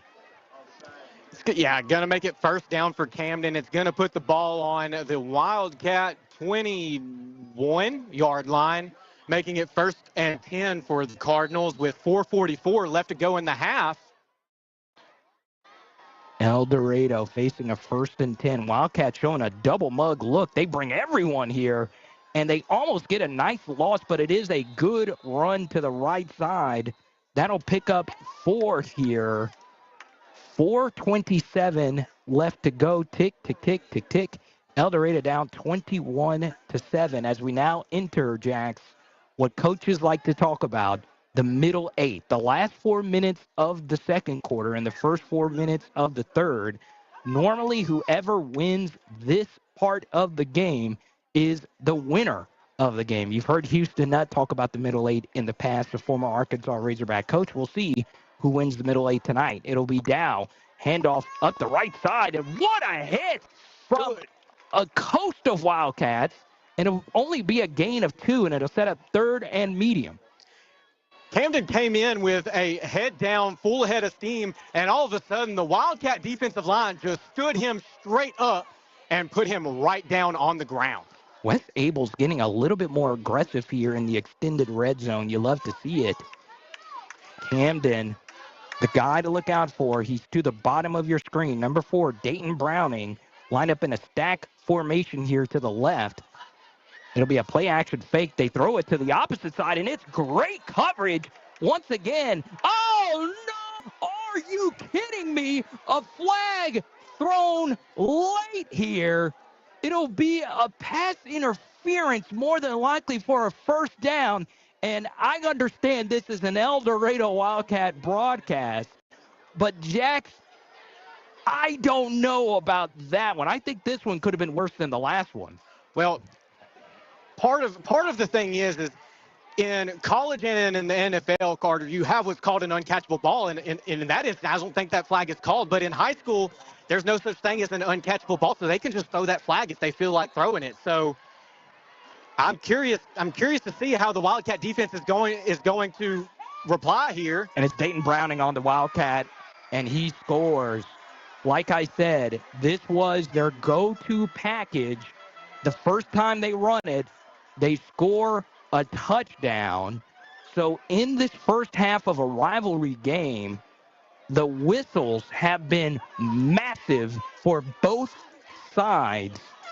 As Camden lines up here for an extra point, it'll be number 91, Gannon Edwards here. El Dorado now winning 21-13. This is a critical extra point here.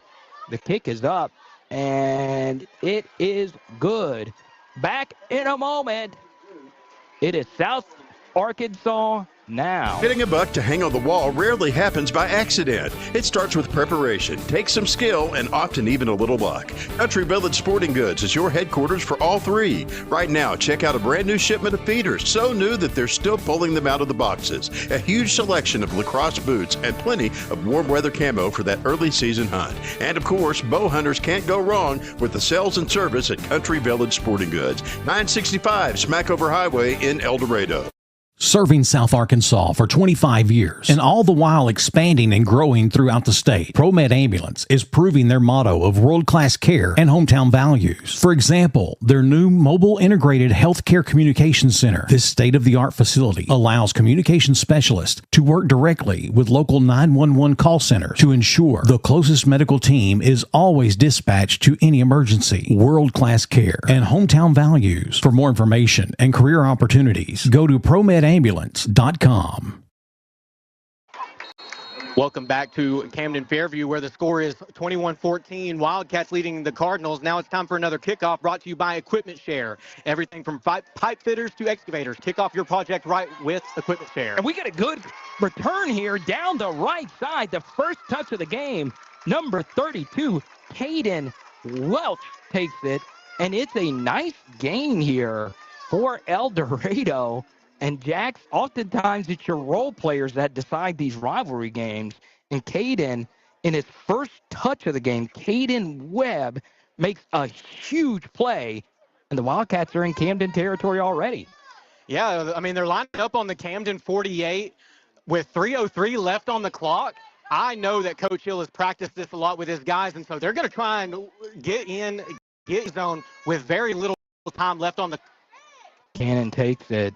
It's a handoff to JJ right up the. And I know he's not run for a ton of yards, Jax, but like he does every week, he breaks so many tackles.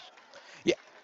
The thing is that even when he went down there, it took two of Camden's defensive linemen to bring him down, and even then, he still carried him for about 1.5 yards.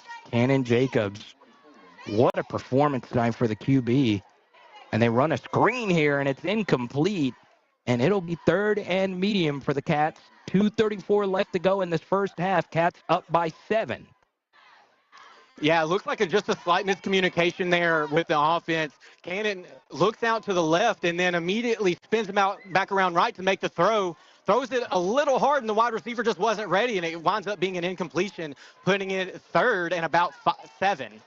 So far, this El Dorado offensive line has played amazing. Shout out to number 61, Romad Boone, holding down the blind side of Cannon. No safeties back deep here. El Dorado takes the snap. Cannon takes a deep shot to Williams.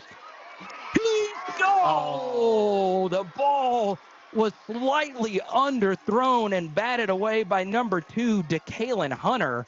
And the ball was actually fine. It was just a better play right there from Hunter. Yeah, Hunter looked like a phenomenal athlete on that. He saw that the ball was coming his way, immediately started tracking our wide receiver, and just made a good play on the ball. Can't really be too upset with either side there when it's just good football. And so are the Wildcats going to go for it? Yeah, they will. They will indeed go for it. And it's Hammond on the middle screen. He makes the guy miss. Hammond to the 10, to the 5. Hammond all the way down to the Camden-Fairview 2-yard line on a 4th and medium. Coach Hill rolls the dice, and the Wildcats are threatening again. Well, and you see, that was one of the things that I was looking for Coach Hill to set up, because on the last drive, you remember, Carter, they just ran the ball off to the right side. They go with the play action there, and then immediately are able to hit the tight end. Cannon Jacobs, quarterback sneak up the middle, and he will score standing up. And with 2:05 left to go in this first half, the Cats 27, Cardinals 14. One thing that I'm really excited about is Cannon's ability to run the football. When you have a quarterback who can run the ball the way that he does, it opens up your options on play calling phenomenally. What a great piece of offensive football for the Wildcats. Extra point is a worm burner, but it's good. We'll be back after this on South Arkansas Now. When it comes to protecting your home or business, trust the name that's been serving South Arkansas for 3 generations, Cross Roofing and Sheet Metal. From residential roofs to large commercial projects, the experienced team at Cross delivers quality you can see and reliability you can count on. Cross Roofing and Sheet Metal, built on trust, proven by results. Call Cross Roofing today. Put a solid future over your head. If you born and raised in Arkansas, make some noise right now. You got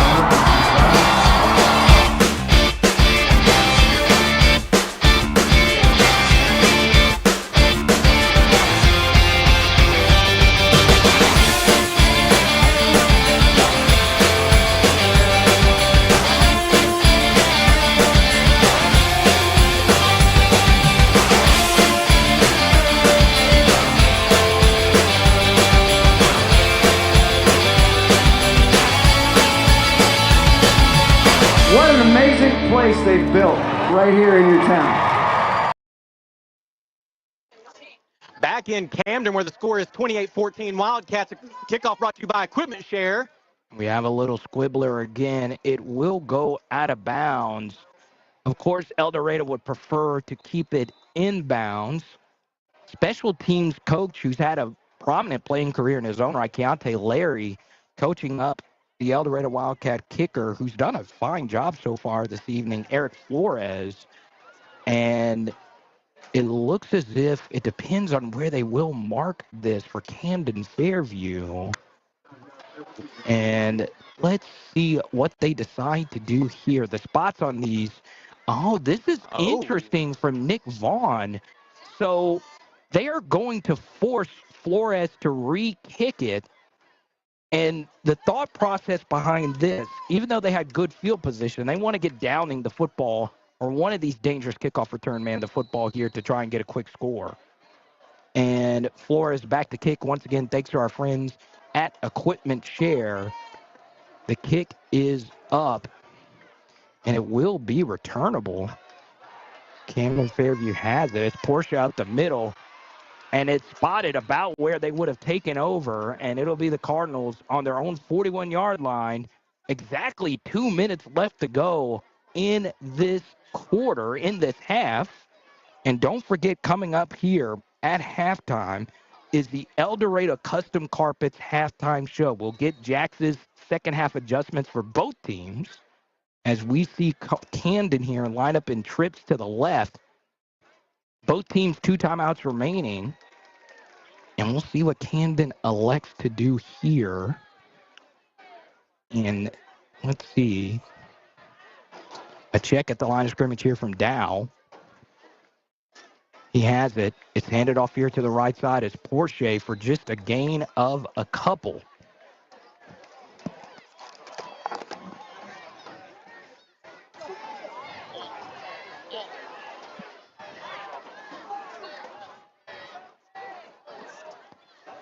It'll set up second down here for Camden.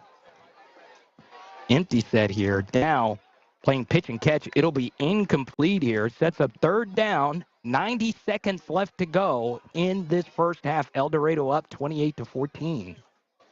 Yeah, Carter, looks like the quarterback for Camden was just put under pressure, tried to make a quick throw and underthrew his wide receiver, making it 3rd and 6 on their own 44-yard line. Dow under 50% completion percentage on the season coming into this. Throws a deep ball over the middle. Oh, and it's dropped by number 13 for Camden. Mondo Caver was walking it in, and Camden-Fairview shoots himself in the foot yet again, and they'll probably go for it here. Wow. And on the bottom of your screen, you'll see the LSB trivia question scrolling across the bottom of your screen. If you know the answer, comment it down below on the stream. Wildcats.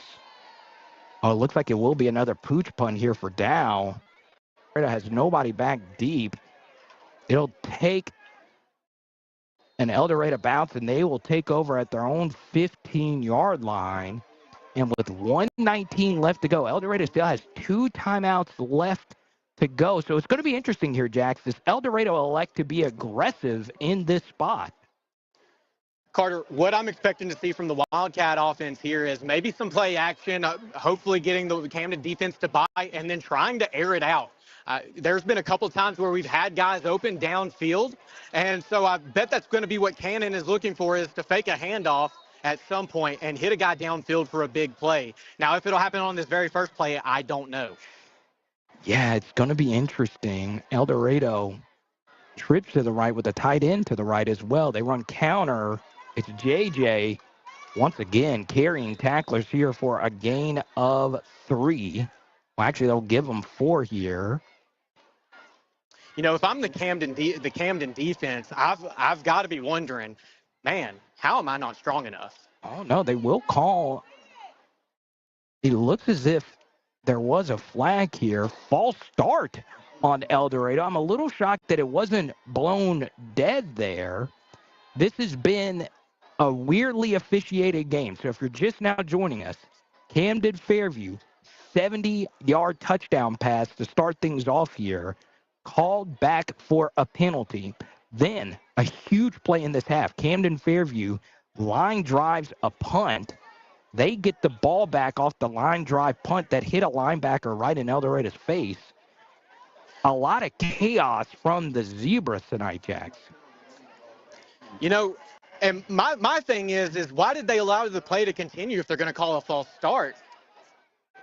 It really makes no sense. It's like tomato, El Dorado. Sometimes things in life just are that. Things in life, El Dorado.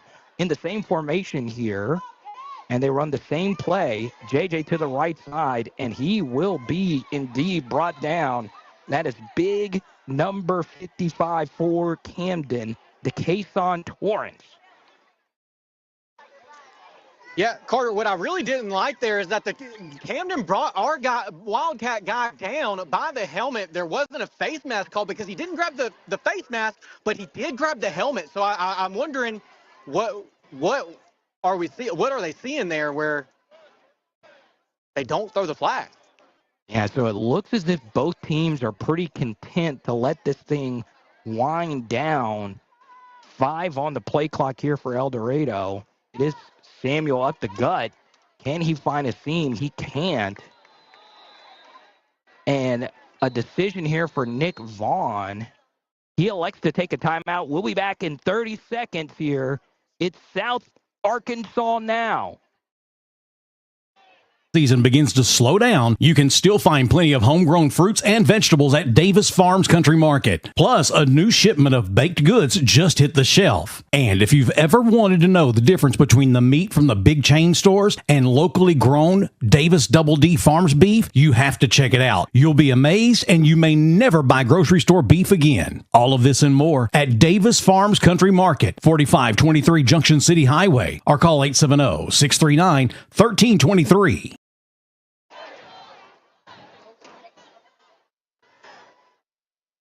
We are back here, El Dorado. 18 seconds left to go. I'm a little shocked if Camden was going to call a timeout, why they would call it here, Jackson, not on the previous play to preserve more time. The only thing that I can think of here, Carter, is that they only have one timeout left, and so maybe they use it to call timeout after this down and see if they can make something happen really quick. And that's why I need you here, Jax. That's actually what they're doing here. That's some good stuff right there, man. You know ball. I love it. Oh, and they run a middle screen, and it's picked off right up the middle. And, oh, my goodness gracious. El Dorado throws it right into the hands of Zachariah Duhart. And El Dorado was going to go into half with a 14-point lead. And now with 11 seconds left to go, Camden-Fairview is an extra point away from cutting this to 7. Carter, you know, just one thing that I didn't like to see there is Cannon didn't even turn around before he threw the ball. He was throwing as he turned around, didn't have a chance to see what he was throwing at, and it turns out to be a pick 6. Extra point is up. The laces weren't out, but the kick is still good. So that's gonna bring it to 21-28. Wildcats lead over the Cardinals after a Cardinal touchdown with 11 seconds left in the half. And one thing that you have to wonder is where was the offensive line there putting immediate pressure on Jacob, or having the defense put immediate pressure on Jacobs, and the composure just to get rid of the ball to the sideline instead of taking a pick 6 there. Yeah, it was a middle screen. So on that play, on middle screens, you're actually supposed to let the defensive line run through to set up the slip, if you will. And it was a really, and I once again, Cannon shouldn't turn the football over ever, and pick 6s were a problem last week. El Dorado had a pick 6 and almost had another pick 6 before the end of the half. And we will have a timeout here for Camden-Fairview was her. And honestly, before we get to this El Dorado Custom Carpets halftime show, I'm actually going to defend Cannon there. I understand you should never throw a pick there, but the middle screen backed up in your own territory, it's also a tough play to execute in that spot as well, Jax. You're right. Cannon didn't have very much room to go back to get away from the defensive line. He turns around and immediately sees red in his entire field of view and just tried to get rid of the football instead of taking a sack close to the goal line. I can understand his decision-making there, and I can understand why he gets rid of the ball there. But pick sixes just aren't ever acceptable. We have to do better. We have to execute better. And, yeah, it's tough. It's really, really, really tough on the Cats. Oh, man. El Dorado looking to maybe get a kick return. And I will say, even though the middle screen was an interesting play call, Chris Hill has actually called a really good half of football here. You got to give the whole coaching staff a lot of credit. Coach Hill, Coach Abels, Borowski, Dennis Carroll on the offensive side of the football. They have put together a really, really, really good game plan. And this will be a squibber. And El Dorado will fall on it. So with 9 seconds left to go, what would you do in this situation, Jax? Would you take a knee and go into the El Dorado Custom Carpets halftime show, or are you going to try and take a shot here? If I'm Coach Hill here, 9 seconds, you've got time for one, maybe two plays. They have 2 timeouts left, but this is when I'm glad that I'm not the head coach for El Dorado football. Having to make this call here, whether to go for it and try and make something happen. Looks like Camden's lining up in a prevent defense, though. Yeah, and El Dorado will take a knee here. And in the 7 South rivalry, no shortage of fireworks. 2 coaches who love this game more than anyone else. Nick Vaughn, the former El Dorado state champion offensive coordinator, going up against Chris Hill, the legendary coach who's made multiple stops in Shreveport, Harding. Once again, don't forget the Tuesday Night Coaches Show out of Mystic Creek. Check that out every single week.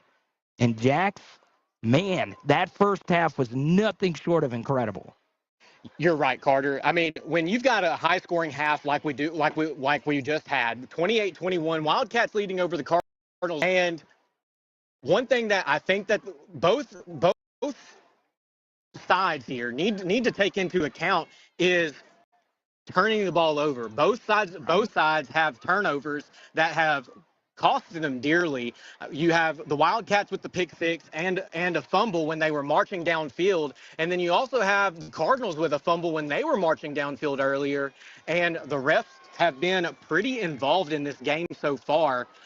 And I don't have a tally on yardage for penalties. However, it's not the highest I've seen, but it's rolling pretty high up there. And we go back to those Karl Malone Auto Group plays and key to the game, and the big one was turnovers. El Dorado, 2 turnovers in the first half. They had the lost fumble that the defense was able to get back pretty quickly.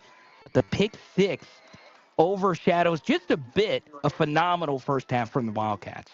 You're right, Carter. And so we're going to take a quick break right after this quick word from our sponsors here at South Arkansas Now. Wildcats leading 28-21 at half. A proud member of the El Dorado community, LSB Industries is a leading manufacturer of nitrogen-based products for the industrial and agricultural markets. Working together as one team, our employees are dedicated to creating products that improve the quality of life for current and future generations. For nearly 50 years, South Arkansas floors have been covered by El Dorado Custom Carpets. And not just carpets, but true hardwood, laminate, stone, porcelain, ceramic, marble, and more. And guess what? It doesn't end with just floors. El Dorado Custom Carpets carries a tremendous selection of backsplash, wall tile, and area rugs. The truth of the matter is, one commercial can't come close to telling you everything you can find at El Dorado Custom Carpets, 1601 East Main Street in El Dorado. Call 870-862-4945. At Karl Malone Power Sports El Dorado, we've got the biggest selection of ATVs, UTVs, and motorcycles ready to ride today. Take advantage of special financing, unbeatable trade-in values, and service you can trust to keep you on the trails. Whether it's work, play, or pure adrenaline, we've got the machine to fit your lifestyle. Karl Malone Power Sports El Dorado, where selection, savings, and service all deliver. Come see us today.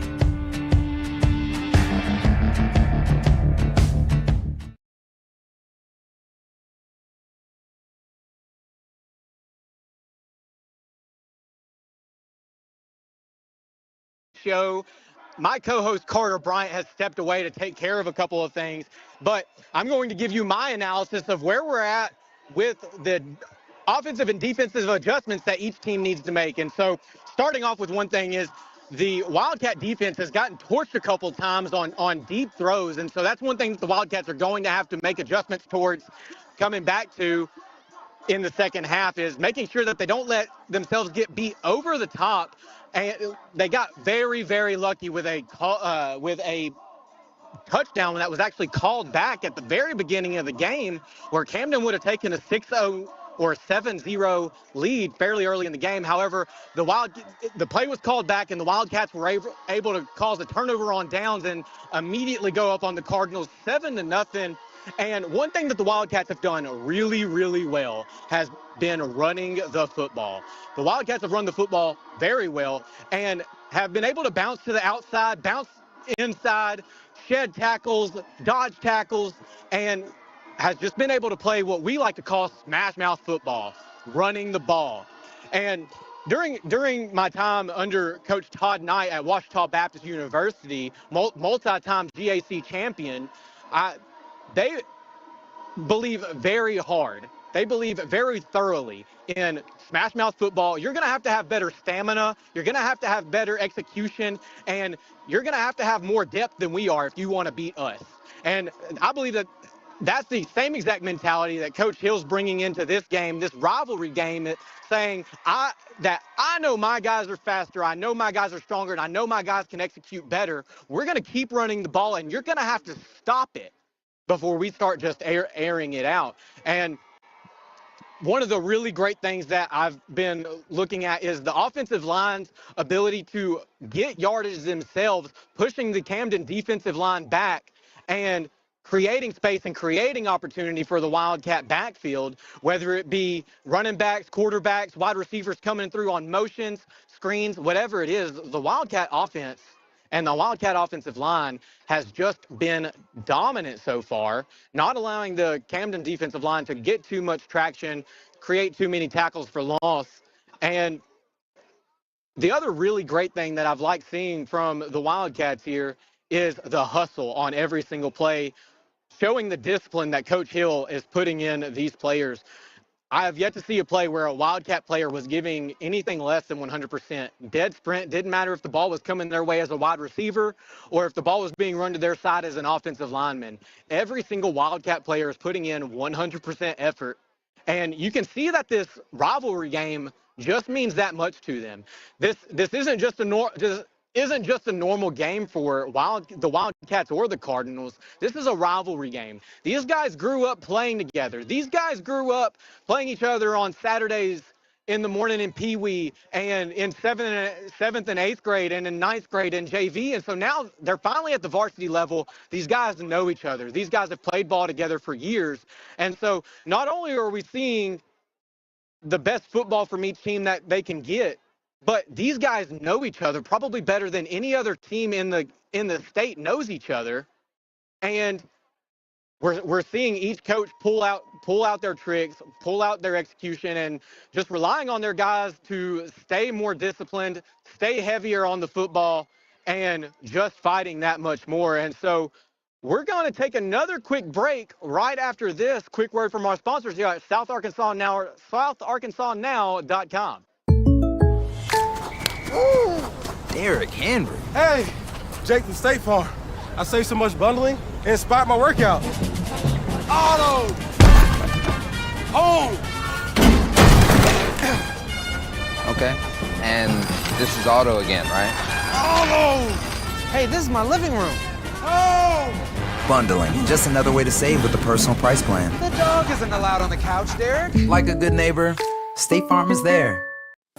Located on 1,400 acres amidst Union County's scenic timberlands, LSB Industries' largest manufacturing facility and its employees have been a part of the El Dorado community for more than 40 years. Working together as one team, we are proud to call El Dorado home. With a name you trust, you can count on us. Glen Mechanical, plumbing, heating, and air. For over 6 decades, Glen Mechanical has been specializing in HVAC, plumbing, and all mechanical jobs. 3 generations family-owned and operated since 1956. Glen Mechanical's business is based on relationships. They support and give back to the communities they work in. Contact them for all of your HVAC, plumbing, and mechanical needs. GlenMechanical.com. When it comes to your family's financial future, peace of mind matters. At Harrison Financial Management, they are right here to help you plan, grow, and protect what matters most. Whether you're planning for retirement, investing wisely, or securing your family's future, they will guide you every step of the way. Harrison Financial Management, your future, their commitment. We are back. It's the El Dorado Custom Carpets halftime show. Sandy back in studio, making it all happen. What a broadcast. What a first half here in the 7 South rivalry. My name is Carter, the Power Bryant. We want to connect with you on all social media platforms. South Arkansas Now. Now, before we get back into a football breakdown here, it is very important you support local. All the businesses that you've seen during spots, yeah, there's some national names mixed in there, but they're all owned locally. So please support our partners. They support us. They're the ones providing the free broadcast for you tonight. Now, you take a look at this first half. You already heard Jack starting to break a few things down. You heard during the broadcast us talking about the middle 8, the final 4 minutes of the second quarter and the first 4 minutes of the third. El Dorado was dominating the middle 8 until the pick 6. That obviously swung the momentum back in Camden-Fairview's favor. So for El Dorado to come out here, they've done a really good job. Chris Hill, this has definitely been one of the best called games of his career. He's done a good job motioning number 4, Christian Williams, who's a very dangerous sophomore. Cannon Jacobs, obviously a way better performance than last week when he only had 83 yards passing and 2 picks. And then obviously J.J. Samuel, Bertavion Brown running the football, doing a good job there. Ja'Cory Lumsey mixed in there as well. The Wildcats defense, they have dominated the line of scrimmage. The only thing that has really hurt them are a few explosive plays in the passing game. So if you look at this first half, a pretty evenly matched up affair, but El Dorado has been the better team. And like we were discussing earlier, and like Coach Hill brought up on the coaches show this past Tuesday, it is very key for El Dorado to not shoot themselves in the foot. Oftentimes, high school football gets broken down too deeply.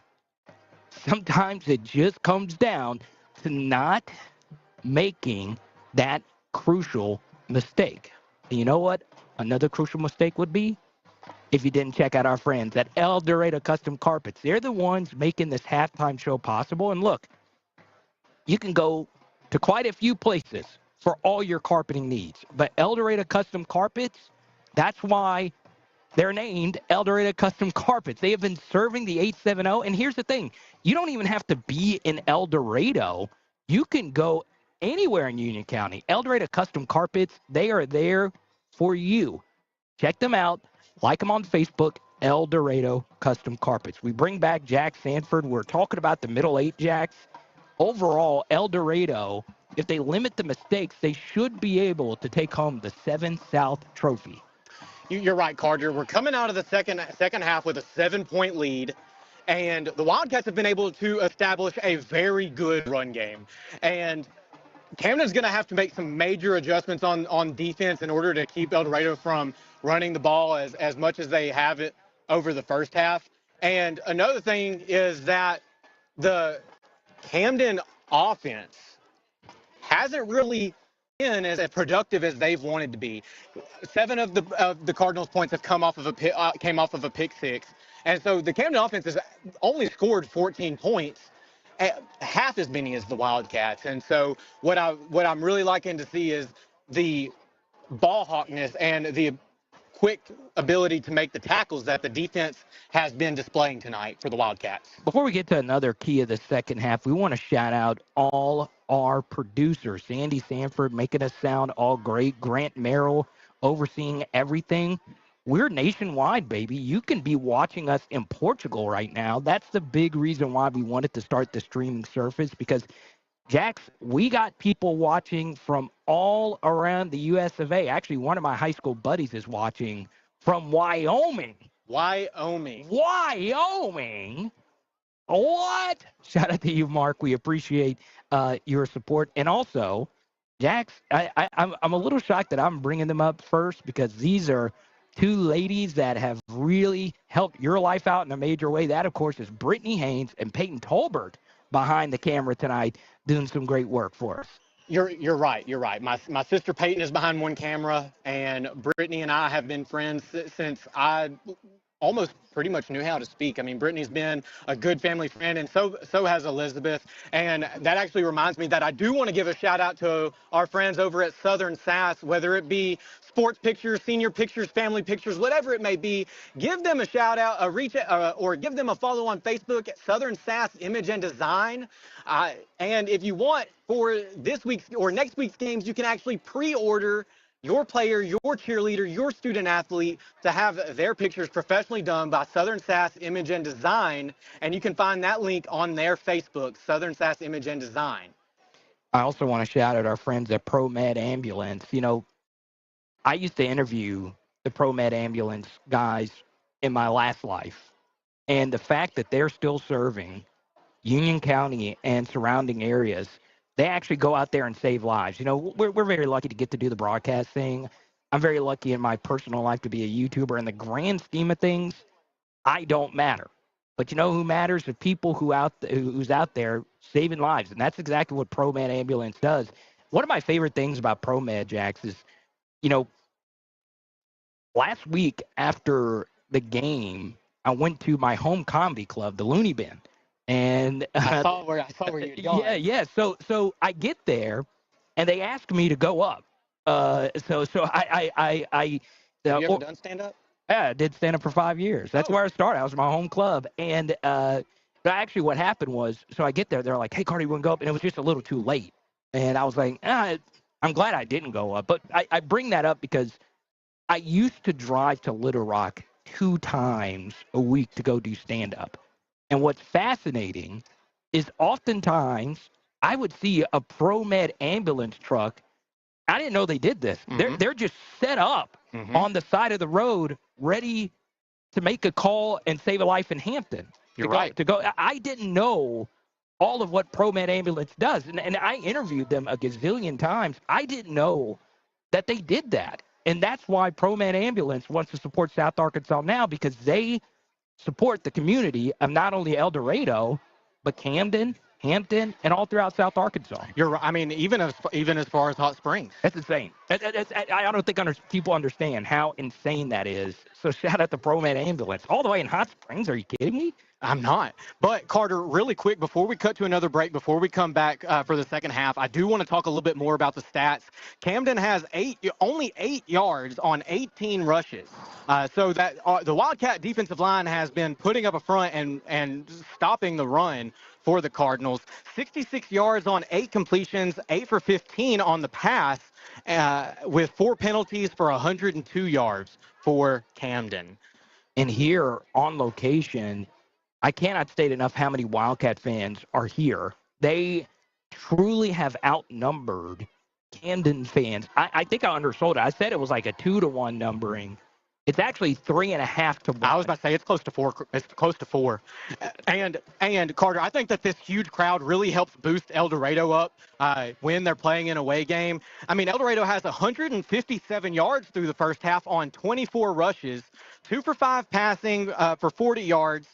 with 5 penalties for 55 yards. So we're winning the penalty battle. We're winning the battle when it comes to rushing the football, and the passing battle is about neck and neck when we look at that. However, Camden is winning on the turnover battle. They've taken possession of 2 turnovers more than El Dorado has, and the thing that I really want to see our Wildcats do when they come back out on the field for the second half is limit those mistakes, understand what needs to happen, and make sure that they're doing their job, protecting the football, and not getting torched over the top with a deep pass. Camden has some really good receivers over there, some pretty fast receivers, and in fact, had it not been for a dropped pass back earlier in the second quarter, we might be looking at a completely different ball game. I mean, that would have totally changed up the momentum. One of the big keys in life, Jax, is timeliness. And one thing that's fascinating. All right, so we had the full moon disappear. Now it's back. Am I lying? Is there not a full, or it looks like it's not quite full. It's got a sliver of shade still. Okay, so it disappeared. It came back. And what's very fascinating is this halftime was delayed. The Camden band is just now getting off the field, and the countdown halftime clock is just now hitting 2. We've not seen either team come back out yet for the second half, so running a little bit behind here, and that's fine. Guess what? The El Dorado Custom Carpets halftime show will continue here. That's right. Well, and Carter, I think actually last week I noticed where and I'm thinking that that's what they're going to do here is there's this clock for the halftime, and then they're going to start another clock for the warm-up. I think that's what's going to happen. That's what happened last week at Little Rock Christian. So I think we have just a little bit more than 5 or so minutes before we come back to action here in Camden. Tell us a little bit more about the Tuesday night show from Mystic Creek, because one thing that was a shock to me is my second team now, because my dear beloved nieces are diehard Trojans. Okay, so the Parker's Chapel Trojans are also a part, Jax, of your Tuesday night halftime show. You're 100% right. And I really loved the opportunity to talk to the coaches from Parker's Chapel, Smackover Northlet, and El Dorado this week at 5th and Goal, hosted live at 6 p.m. on Tuesdays at Mystic. We started out outside with probably one of the best views that you're going to get, not only in South Arkansas, but probably in this Arklatex region of the country. And it was a really eye-opening experience just to hear the coaches talk about their team and see how objective they can be, saying, hey, yeah, we job here, but we did some really great things here, and we're going to make the adjustments as we come back into next week. And even though the Wildcats and Parker's Chapel both took losses last week, Smackover actually wound up taking a pretty good win, and they were able just to establish some dominance.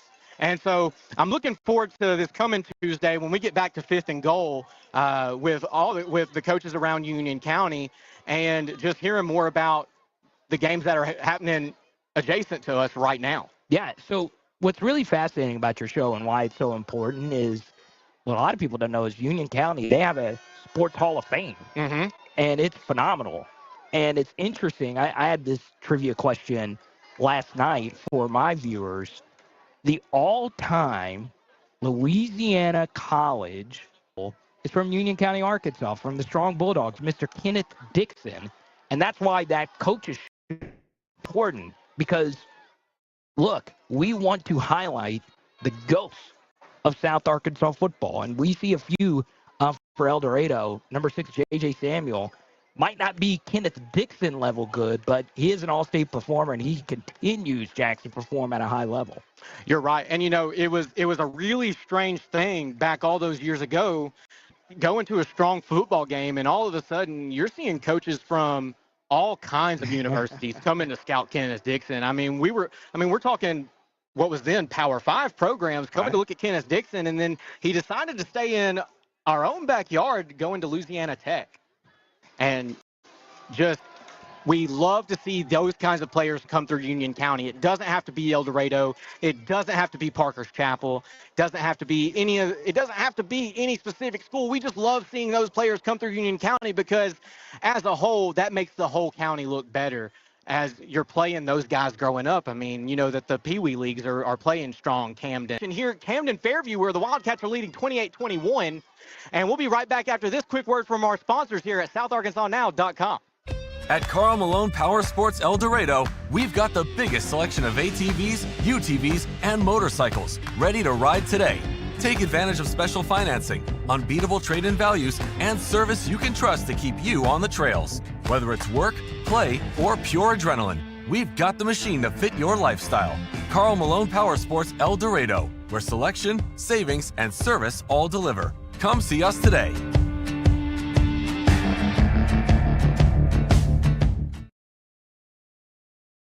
More product than ever in the store history. That's what's happening at Union Kennel and Farm Supply. A huge sale is going on right now, including 50-pound bags of deer corn, only $6.50 per bag. 50-pound bags of rice bran, marked $1 off. No one, absolutely no one, has a better selection of small animals, birds, reptiles, saltwater and freshwater fish than Union Kennel and Farm Supply. 1100 West Hillsboro in El Dorado. Or call 870-864-9229. You're tough, determined to take challenges head on. But when cancer strikes, you'll need more than strength. You'll need the right care.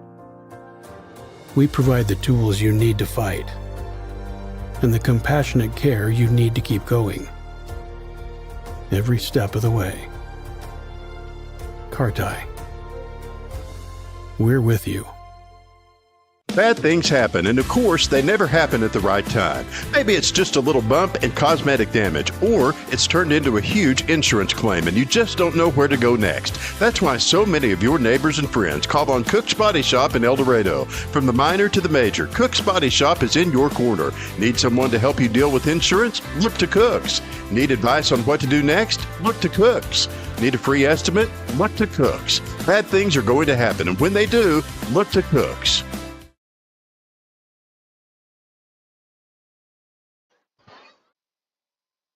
Welcome back, Wildcat and Wildcat fans. We're getting ready to kick off the second half here in Camden.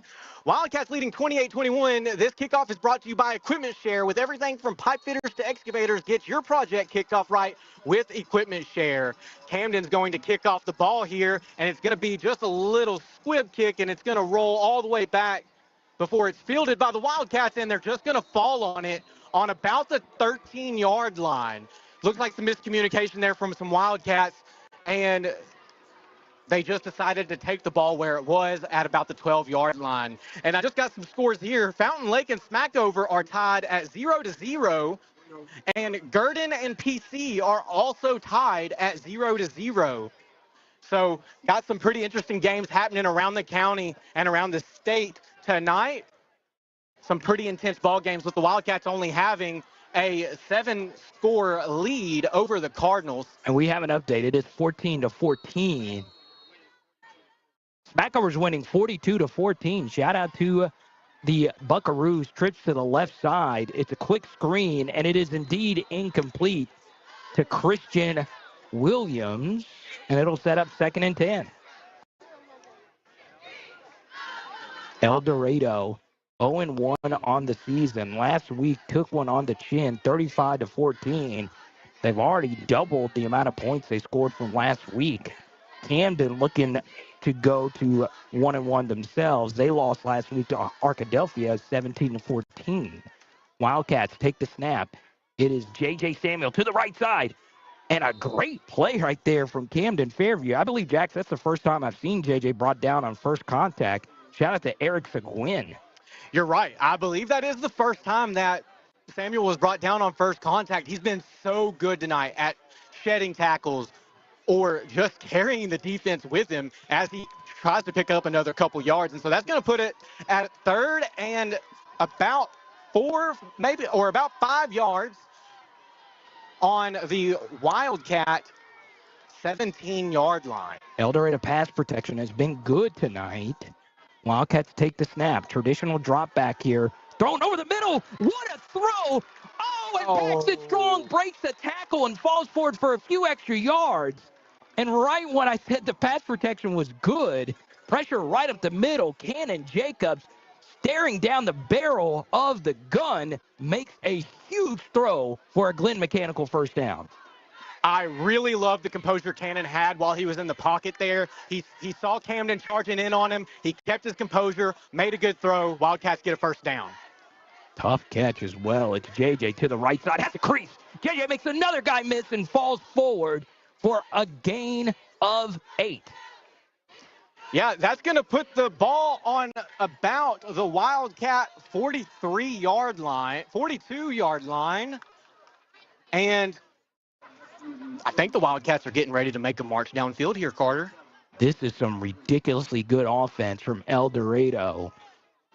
Wildcats with 2 receivers to the left side. Cannon Jacobs hands it off here to the right side. It'll go for no gain. That's the first carry of the game for number 28, Jeremiah Warner. I was hoping it would come in. It has to be a late hit call on Camden. Wow. A great job by Jeremiah Warner. First carry, maybe of the season for Jeremiah.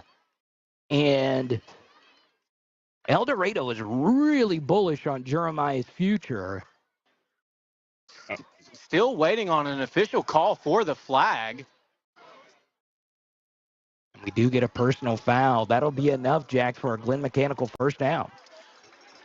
You know, and again, going back to Coach Vaughn and the discipline that he wants from his guys, I know that he is losing it over there on that sideline with those mental errors, but that's a good break for the Wildcats, giving them another Glenn Mechanical first down.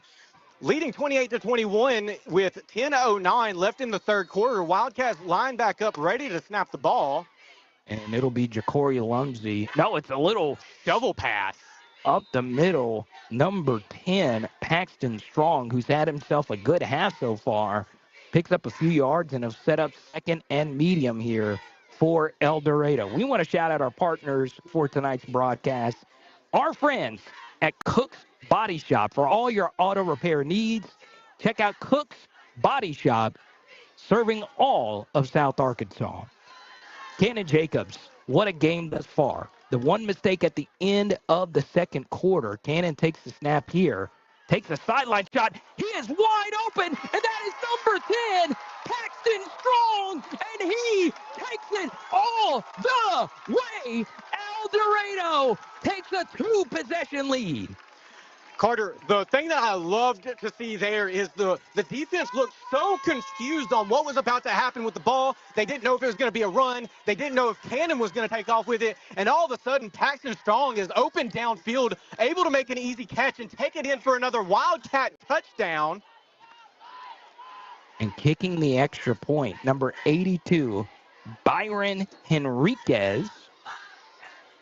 And that's another Murphy Arts District touchdown. For the latest information on what's happening in Murphy Arts District, go to eldomad.com.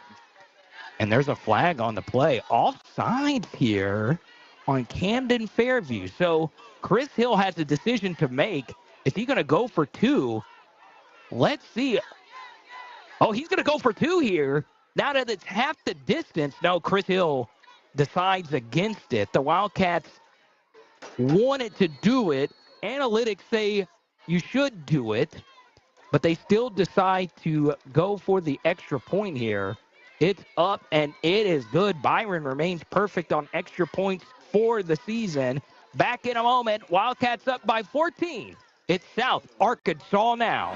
At the Karl Malone family of dealerships, Ford El Dorado, Chevy El Dorado, Toyota El Dorado, and Karl Malone Toyota of Ruston, the mailman always delivers.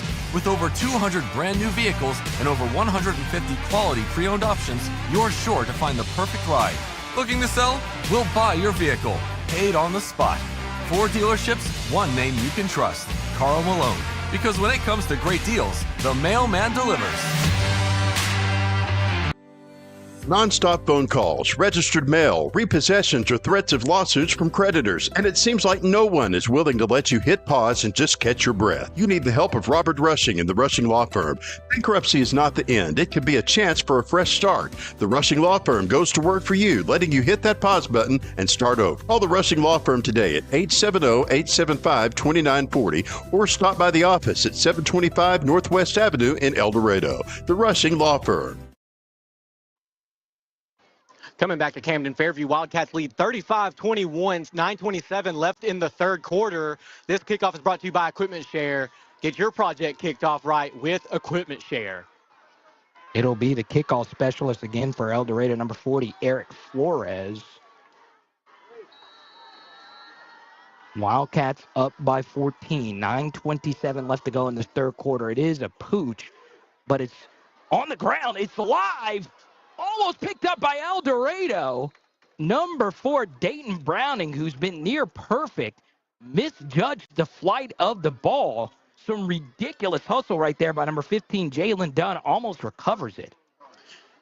And Carter, going back to what we said right before we went to, or what you had said right before we went to break, the stats say that Coach Hill should have gone for 2 there. However, I think what's going through Coach Hill's mind is, hey, I can get this PAT and make it a 2-score, keep it a 2-score game still, or I can go for 2 and get it, and it's still a 2-score game. Yeah, it was the right decision. He actually did want to go for it, but the unit wasn't ready to go back out there. But I agree with you. I am glad that they went on ahead and kicked the extra point. Camden takes over the football again, and what a play! Followed up at the line. That is number 99, Gavin Briggs, the sophomore, makes a really good play. Got out that entire front for El Dorado. Number 0, Spencer Poole. Number 45, Winston Williams, also in on that tackle. Oh, he's lined up wide open. El Dorado is not ready for it. A trick play for the Cardinals. And what a good piece of defense. The Wildcats are going the other way. And they're going to call it dead. They will mark it down. Oh, my goodness. Oh, my goodness. El Dorado almost had another momentum-changing play. The Wildcats have been on the wrong end of a few big calls tonight. Now, El Dorado. Somebody call New York. Yes, let's get Dean Blandino on the call here. This would be reviewed. Well, we got cameras. Let's go to Peyton Tolbert. She's got the replay. And El Dorado it's very interesting here. It looks as if Chris Hill forced the referees to at least discuss this. I doubt that they overturned this, but there was a late overturn on the punt fumble in the first half. Camden-Fairview lines up for the trick play with the receiver hiding to the right sideline. Gets hawked down. Should have been a fumble. Camden has it here. And another good tackle right there from Kamari Lumsey, number 1. Yeah, it looks like it's going to be a gain of about 4 for Camden, putting them in on the Wildcat 13, 14-yard line. And the defensive line just continues to do a good job with swallowing up the run. The Wildcat secondary has got to do a better job of picking up their assignments and not letting anything beat them over the top. Ja'Cory Lumsey's played one whale of a football game tonight for El Dorado. Play action pull read right here. Oh, my goodness. Lumsey, Sleepy Hollows, number 10, Brody Dow. The biggest hit of the season. You could hear it from where we're sitting, and we are up in the rafters. And we have headphones on, Carter. Yeah, I couldn't believe that hit right there. Wow. Ja'Cory Lumsey, I'm shocked his clear visor didn't crack like an earthquake. And it sets up 3rd and 9. Camden in the red zone, down 14 with 7:40 left to go. Motion man is Browning, and we do have a false start penalty that'll knock Camden back 5 yards. So for the second time in this game, El Dorado fumble ruling. Then they get the ball back after deliberation. Then El Dorado loses out on this fumble. Red zone defense has been good up to this point. Now, will they double cover number 4, Browning, who went for over 170 total yards, is having another phenomenal game tonight. Camden-Fairview, Dow takes the snap, looks to the right side, throws it up into heavy coverage. Almost picked off.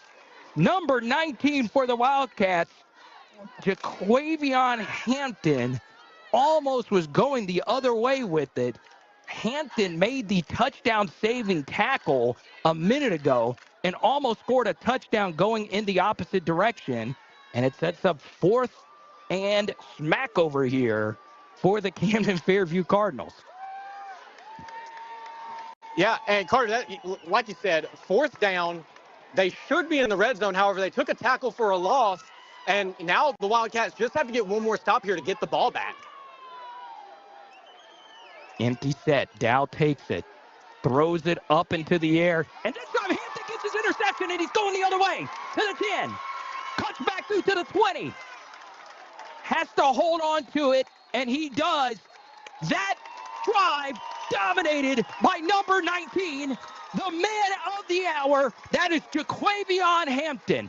Touchdown-saving tackle on the trick play. Almost picks it off on 3rd and long. And this time, Hampton finally gets rewarded with a treacherous interception going the other way. Jaquavion Hampton taking over the game here in El Dorado.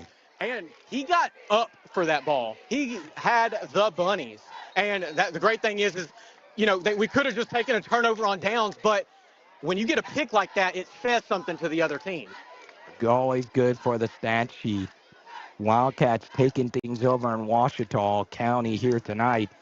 It is JJ up the middle. He'll fall forward for a gain of 3. Yeah, that's going to put it at 2nd and 7 on the Wildcats' own 24-yard line, making the score 35-21. Wildcats leading over the Cardinals. Both teams still have all 3 timeouts left, and Coach Hill is looking to make a march downfield and make a statement against this Camden defense. Counter run to the right side. It's JJ again. Up to some. JJ runs over number 2 for Camden, to Kalen Hunter. Somebody get him some ibuprofen tomorrow, because when JJ's coming through the hole, you better watch out. Yeah, and that's enough for another Glenn Mechanical first down. Carter, the Wildcats have been so good at picking up first downs on 2nd down, not making it go to 3rd or 4th down, getting an early first down, giving them plenty of options on what they want to run, what they want to call while they're on offense. A few Wildcats going both ways tonight. Number 7, Justin Hammett, has also been playing defense. He had the huge first down a minute ago, and it is a handoff here to the right side. A few broken tackles once again. The 4th string back for El Dorado, number 28, Jeremiah Warner. He would be a starter at most programs. And we will have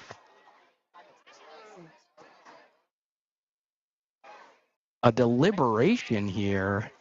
I'm trying to figure out.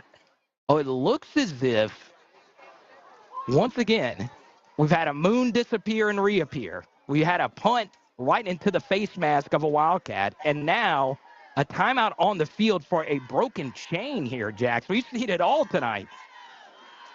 You're right. We have seen it all. The only thing that we haven't seen, Carter, is a goose come down on the field and make a play. Oh, man. I love it. Jax, you absolutely have been crushing it tonight. Second broadcast for South Arkansas now. Wildcats once again 0-1 on the season. Fell to a LRCA team. Their quarterback playing next year at Henderson State.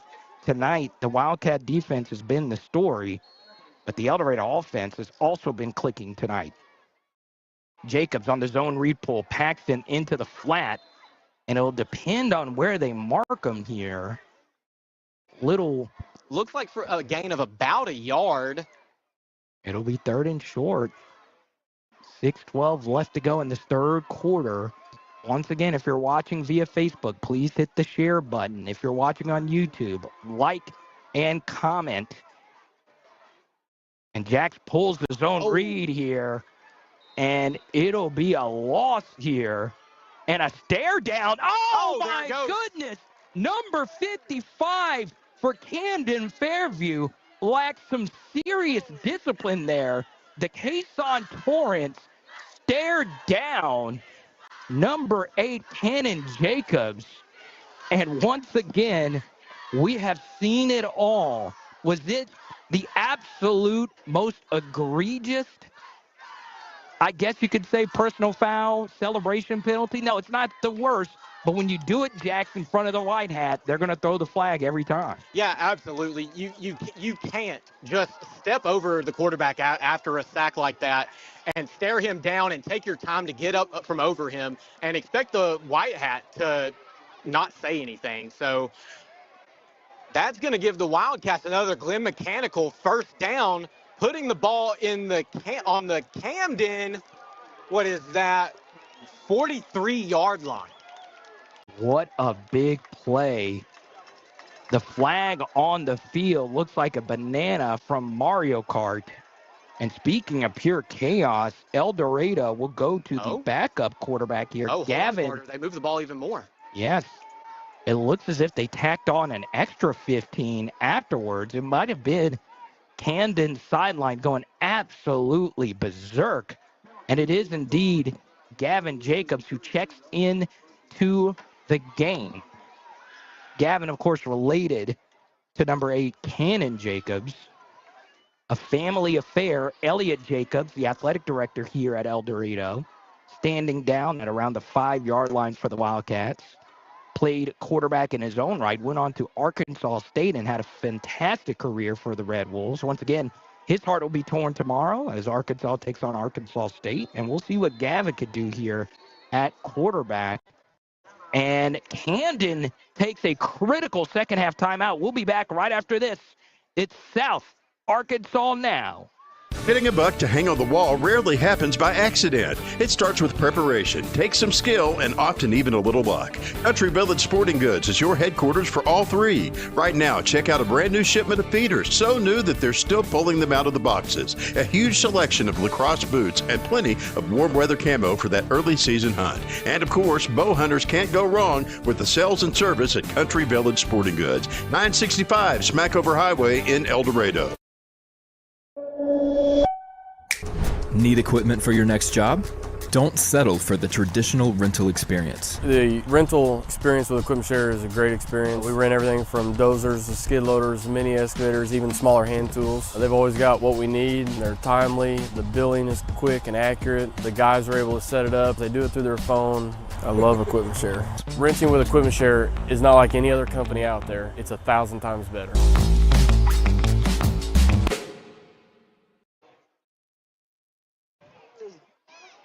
All right, welcome back to Wildcat Football here in Camden. Wildcats have the football leading 35-21 over the Cardinals as the Wildcats get ready to keep going. Yeah, we'll see what happens here. Jacobs hands off to JJ. He gets brought down from behind. His jersey grabbed, stretched, and a helmet flies off. That's normally a side effect for trying to stick in there to tackle Mr. J.J. Samuel. That's number 7, Zaylen White, who actually brought him down. Yeah, and when you've got a guy who runs like Samuel, it's nothing for a helmet to come off when you're running with such power. Jacobs again to J.J. up the gut. And that'll be enough again for a Glenn Mechanical first down, but we do have a Wildcat down. And he is cramping. Wilson Borowski to the field. And we'll have it back right after this on South Arkansas Now. years, and all the while expanding and growing throughout the state. Promed Ambulance is proving their motto of world-class care and hometown values. For example, their new mobile integrated healthcare communication center. This state-of-the-art facility allows communication specialists to work directly with local 911 call centers to ensure the closest medical team is always dispatched to any emergency. World-class care and hometown values. For more information and career opportunities, go to promedambulance.com. We are back. Handoff again to JJ to the right side. The cramp was taken care of, and it'll set up second down. One good thing about this long drive for El Dorado, Jax, is time is ticking with the Wildcats having a 14-point lead. You're right. With less than 5 minutes to go in the third quarter, Camden's already used one of their timeouts so far this half. Down by 14, they're going to have to use the clock smart and use their timeouts the exact correct way if they want to make a comeback against this Wildcat team. Got to give running backs coach Keontae Larry a lot of credit. He's rotated quite a few guys in tonight. Cannon Jacobs takes a direct snap, has a block down the right side. Cannon Jacobs, it depends where they mark him. He'll be just short. El Dorado knocking on the doorstep. Yeah. You know, it's not something that you ever really just want to see, Cannon, when your quarterback lowers his shoulder and takes the hit. But at the same time, you've got to have respect for a quarterback not afraid to take a hit. El Dorado lines up for another quarterback sneak, and it's Cannon Jacobs yet again scoring another Murphy Arts District touchdown, and the Wildcats are now up 3 scores in the 7 South rivalry. You're right, Carter. That is another Murphy Arts District touchdown. For the latest information, what's happening in the Murphy Arts District, go to eldomad.com. And so it looks again like the Wildcats are going to line up for a PAT to take the score 42-21 with 4:17 left in the third quarter. Special teams unit out on the field. It'll be Byron Henriquez again for the extra point. Oh, and the snap was fumbled. And it's intercepted. It can be taken back for 2. No, it cannot. They do blow it dead at the high school level. So the extra point is no good. El Dorado up 41-21. Back with another equipment share kickoff right after this on South Arkansas Now. When it comes to protecting your home or business, trust the name that's been serving South Arkansas for 3 generations, Cross Roofing and Sheet Metal. From residential roofs to large commercial projects, the experienced team at Cross delivers quality you can see and reliability you can count on. Cross Roofing and Sheet Metal, built on trust, proven by results. Call Cross Roofing today. Put a solid future over your head. If you born and raised in Arkansas, make some noise right now. You got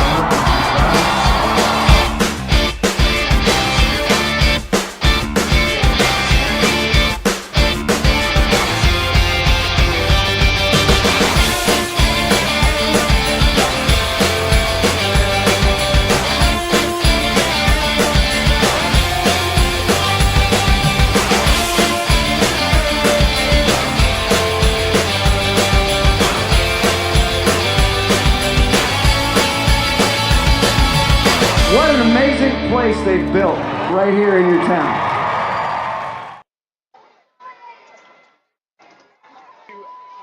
Welcome back to Camden-Fairview, where we're getting another equipment share kickoff. Whether it be pipe fitters or excavators, get your project kicked off right with equipment share. Eric Flores, once again, the Pooches have, for the most part, been effective. No kickoff returns for Camden of any type of distance. And Camden does get it. This is the best player on their team. He has a seam, and he might take this the whole way. And he will take it the whole way. Number 4, Dayton Browning. It's always a dangerous proposition to kick it off to him, but there's a flag. There is a flag on the field. And if you might have heard me, Carter, but I saw a hold, and that's exactly what they're going to call a holding on Camden. That play is going right back where it was, actually just a little further back. So Wildcats are going to keep the lead of 41-21 at least for now, with 4:05 left in the third quarter. El Dorado is in a bit of a quandary. Number 5, Bratavion Brown, was cramping, so he limps off the field. One of El Dorado's best all-around players. We'll check in on him here in just a second. Batavion's dad was actually my teammate, Caltavius Tay Brown, a fantastic defensive back in his own right, one of the fastest El Dorado Wildcats ever. And the Wildcats, always known for their speed, couldn't quite catch up to Dayton, but thankfully a holding call will knock Camden back. They're bringing him way back here. Is the rule? Is it 5 yards from where he fielded the ball on a hold on a kickoff? I don't really know with high school. Wow. Okay, so they actually did call the holding at the El Dorado 38-yard line, but then an unsportsmanlike penalty after the fact. Oh, okay. And actually, the producers back home just let me know that it's 10 yards from the spot of the foul, but since they added on that unsportsmanlike, that's why the ball is going to be placed at the Camden 38-yard line. El Dorado has definitely been the more disciplined team tonight. Give Chris Hill a lot of credit. He said this week, we are not going to hurt ourselves in this highly contested rivalry game. Dow rolls out to the right side. He's going to keep it himself. Has room to run. And it will be enough for the first down. Camden-Fairview in pure hurry-up mode. 41-21 is the score. 3:55 left to go in this third quarter. Not subscribed yet, please hit the subscribe button. If you've not liked the stream yet, like the stream and share it. Thank you so much for being a part with us this evening. Jax Sanford alongside yours truly, Carter, the Power Bryant. Camden in this empty set. Paxton takes it, throws a bullet down the seam. It's batted up in the air and picked off. It's number 1, Ja'Cory Lumsey. Wow, the second turnover of the second half. Wildcats take it over and will have great field position on their own 30-yard line. And, Carter, I do want to point out the sportsmanship that I just saw from the Wildcat defense, helping pick up some of the Camden players up off the ground.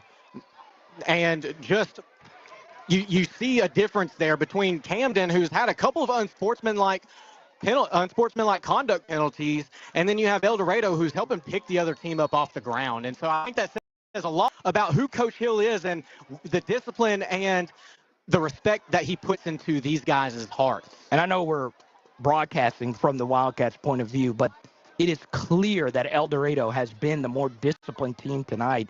Williams on a jet sweep handoff. He had 7 of these. Oh, there we go. He's to the outside. To the 40. Gets horse-collared at the 30. Brought down by number 2, DeKalen Hunter. And El Dorado knocking on the door yet again for another Glenn Mechanical first down. Yeah, and I believe that's going to be about a 38-yard run, Carter? Yeah. 60. I had the numbers backwards in my head. That's okay, man. Yeah, that's what I call that LSU math, man. You're reminding me of some of my classmates, man. We skipped out on arithmetic. We were too worried about going to Tigerland. And let me tell you what, El Dorado is in La La Land right now, dominating this 7 South rivalry. Quick little bubble out to the left side, to the right side, excuse me. That's number 12, Cortland Rozier. Carter, that's a name that we've heard called a few times tonight, stepping up in big moments, making plays when it matters, and he does enough there to get the Wildcats another Glenn Mechanical first down. The story of the night, though, has been Cannon Jacobs. 2 big picks last week, 1 return for a touchdown. He did have a pick 60 in the second quarter, but other than that, he has been nearly flawless tonight for El Dorado. Oh, Wildcats go in motion here. Cannon Jacobs, quick screen to the right side. He's got room. That is number 9, Bronson Brock. What I really loved there is the amount of time that Cannon had in the backfield to make a good, clean throw, and then the blocking that was happening to the outside. it's, again, something that Coach Hill and I had talked about on Tuesday in our interview is that our wide receivers and our tight ends have to make blocks. 41-21, 3 minutes left to go. It's a handoff to JJ to the left side. He'll be brought down for a short gain. Will that be enough for a first down? It will. It depends on the spot here. It won't be, set up third and a few. Yeah, and that's going to leave 2:42 left to play in the third quarter. Wildcats still have all 3 timeouts. Cardinals only have 2. Cannon Jacobs here. Full clock here. Near bleeding it all. It's Jake the middle. JJ takes it deep into Camden territory all the way down to the 2.5-yard line. The great thing that I like to see here is that the Wildcats want to keep the clock running. When you're up 41-21 with only 2-ish minutes left in the third quarter, you want to just keep the clock running. Thanks to our friends once again at Glenn Mechanical. JJ up the middle. Oh, he's still churning, baby. JJ is still churning all the way in for another touchdown. Carter, there's 2 flags by the same referee. He threw his flag and then he threw his hat. Number 9, it looks like number 19 for Camden might get an unsportsmanlike and might. Well, it should be another flag for taking his helmet off on the field as well. So it'll be interesting how this gets sorted out. So it was to the right side of the formation where the receiver and the DB had no effect on the play whatsoever. And El Dorado, let's see if they keep the touchdown on the board. If it is offsetting penalties, it'll remain the Wildcats' ball at the 2-yard line. But it looks as if at the very least, this will be a flag on Camden. A touchdown here will give El Dorado a 4-possession lead. It is the 7 South rivalry brought to you here today by South Arkansas Now. See what the referee calls here. It's a personal foul on El Dorado and a personal foul on Camden. The penalties will offset. Oh, and it'll be a first down. So it's interesting. So if the personal fouls had actually happened after the score, the touchdown would have counted. I think Chris Hill is trying to discuss that now with the referees here. A flag was thrown, a hat thrown. The banana peel is picked up, and we are back here. 2:03 left to go in this third quarter. Camden-Fairview outnumbered by the fans here and outnumbered by the Wildcats on the scoreboard. Wildcats, handoff here to JJ. No, it's a slip screen to Paxton in the flat, and it's incomplete. Good pressure right there from number 0, Zachariah Duhart. Yeah, it looks like Cannon jumped as he was getting hit there and just had to get rid of the ball and was able to keep it from getting intercepted. And that's going to make it 2nd and goal for the Wildcats. 1:56 left in the third quarter, looking to bring the score up. And here's Cannon with the snap. Oh, and there's a flag on the field. It'll be a false start penalty against El Dorado. And, Jax, that is critical with the Wildcats knocking on the door. Yeah, Carter, instead of being only about 2nd and 4 to the goal line, and now we're looking at 2nd and long to the goal line, and that really limits your options when you start to look at the playbook. The Wildcats are up 41-21, so they want to take charge and they want to get another touchdown here. Trips right here. Wildcats. Cannon Jacobs takes the snap. It's the option. Pitch to JJ. He's got room. Oh, and he's John Elway at the 2-yard line. Wow. A flipperooski, and it'll set up a 3rd and goal. I mean, my goodness gracious. JJ stays on the field after that hit. If that was me, I'd be calling Promed Ambulance to peel me off the ground. I don't understand how he took that hit and is still staying on the field, honestly. Cannon will take this snap here. Oh.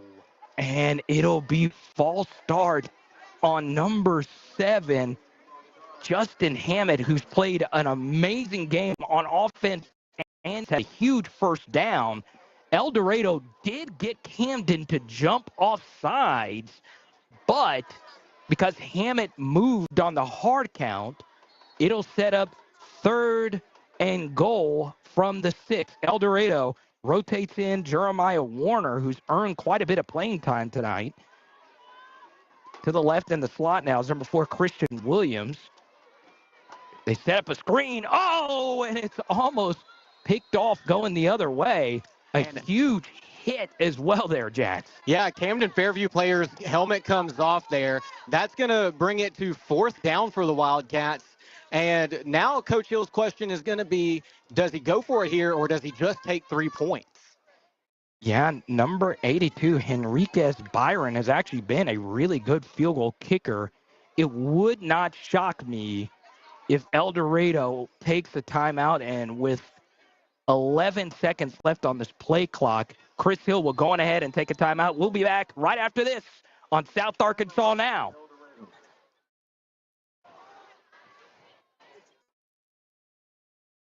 You can still find plenty of homegrown fruits and vegetables at Davis Farms Country Market. Plus, a new shipment of baked goods just hit the shelf. And if you've ever wanted to know the difference between the meat from the big chain stores and locally grown Davis Double D Farms beef, you have to check it out. You'll be amazed, and you may never buy grocery store beef again. All of this and more at Davis Farms Country Market, 4523 Junction City Highway, or call 870-639-1323.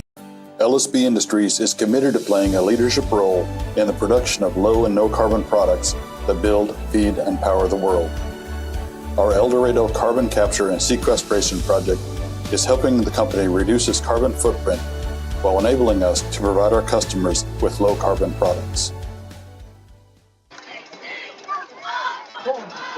Coming back, Wildcat football here at Camden-Fairview, leading 41-21. Looks like the Wildcats are going to go for it on 4th down here. Cannon Jacobs takes the snap. It's a Philly special. Jackson. Oh, it's Cannon on the pitch, and he's all the way in for a touchdown. There is a flag on the play. El Dorado running a variation of the Philly special. Handoff to JJ. Then to Paxton, who perfectly pitches it to Cannon. And they will not count this score. Depends on what the penalty is here. Chris Hill wants an explanation. Let's see what the call is on the field. Are they going to wave off this flag? No, they won't. It'll be a 5-yard penalty. Or no, they're going to call a 10-yarder. It looks as if it's holding on the Wildcats. Jack's a huge momentum shift there for Camden. You're right. I mean, that's twice now that a penalty has kept the Wildcats from scoring. And so instead of taking 6 points and making it 47-21 here, now it looks like the Wildcats are going to go for it again and see if they can make something happen. It would not shock me here if the Wildcats take advantage of the one-on-one to the bottom of your screen. Number 7, Justin Hammett, is one heck of a jump ball receiver. He's got man-to-man coverage here to the bottom. Oh, the ball is snapped, and El Dorado will call yet another timeout. We'll keep it here. 58 seconds left to go in this 3rd quarter. El Dorado up 20. Jax, what do you expect to see here? Yeah, as we're getting closer and closer to the 4th quarter coming, Carter, Wildcats up 20. What I expect to see a whole lot here is Wildcats trying to extend plays, running the ball, running the clock out, but also at the same time being aggressive on the run. Nothing has stopped them from being aggressive on the run yet. They're powering through. The offensive line is still getting good leverage. The Wildcats just keep shooting themselves in the foot here, taking unnecessary penalties that have called back 2 touchdowns. And so that's going to put it with 58 seconds left in the 3rd quarter. Cardinals only have 2 timeouts. Wildcats only have 1. And it looks like we're going to come to the line of scrimmage here. And we'll see El Dorado trips to the bottom of the screen. I would expect to see Hammett get the one-on-one ball. Oh, it's a pitch here. And they do actually throw it to Hammett. Oh, they're going to call pass interference. El Dorado. It wasn't actually Cannon Jacobs who threw it. It was Christian Williams who threw up the jump ball. It was a really good throw from the sophomore. Hammett tried to make a play on it. And if this is indeed pass interference, it is. And the Wildcats will get a Glenn mechanical first down. Nick Vaughn is talking to the Zebras right now, wondering, why did you blow that whistle? But, Jackson, if we're being fair, the referees have been soft on pass interference penalties tonight. El Dorado's been the victim of that themselves. And the thing is, Carter, is two of the officials in the end zone threw a flag. It wasn't just one. So both of them saw something where they wanted to call that.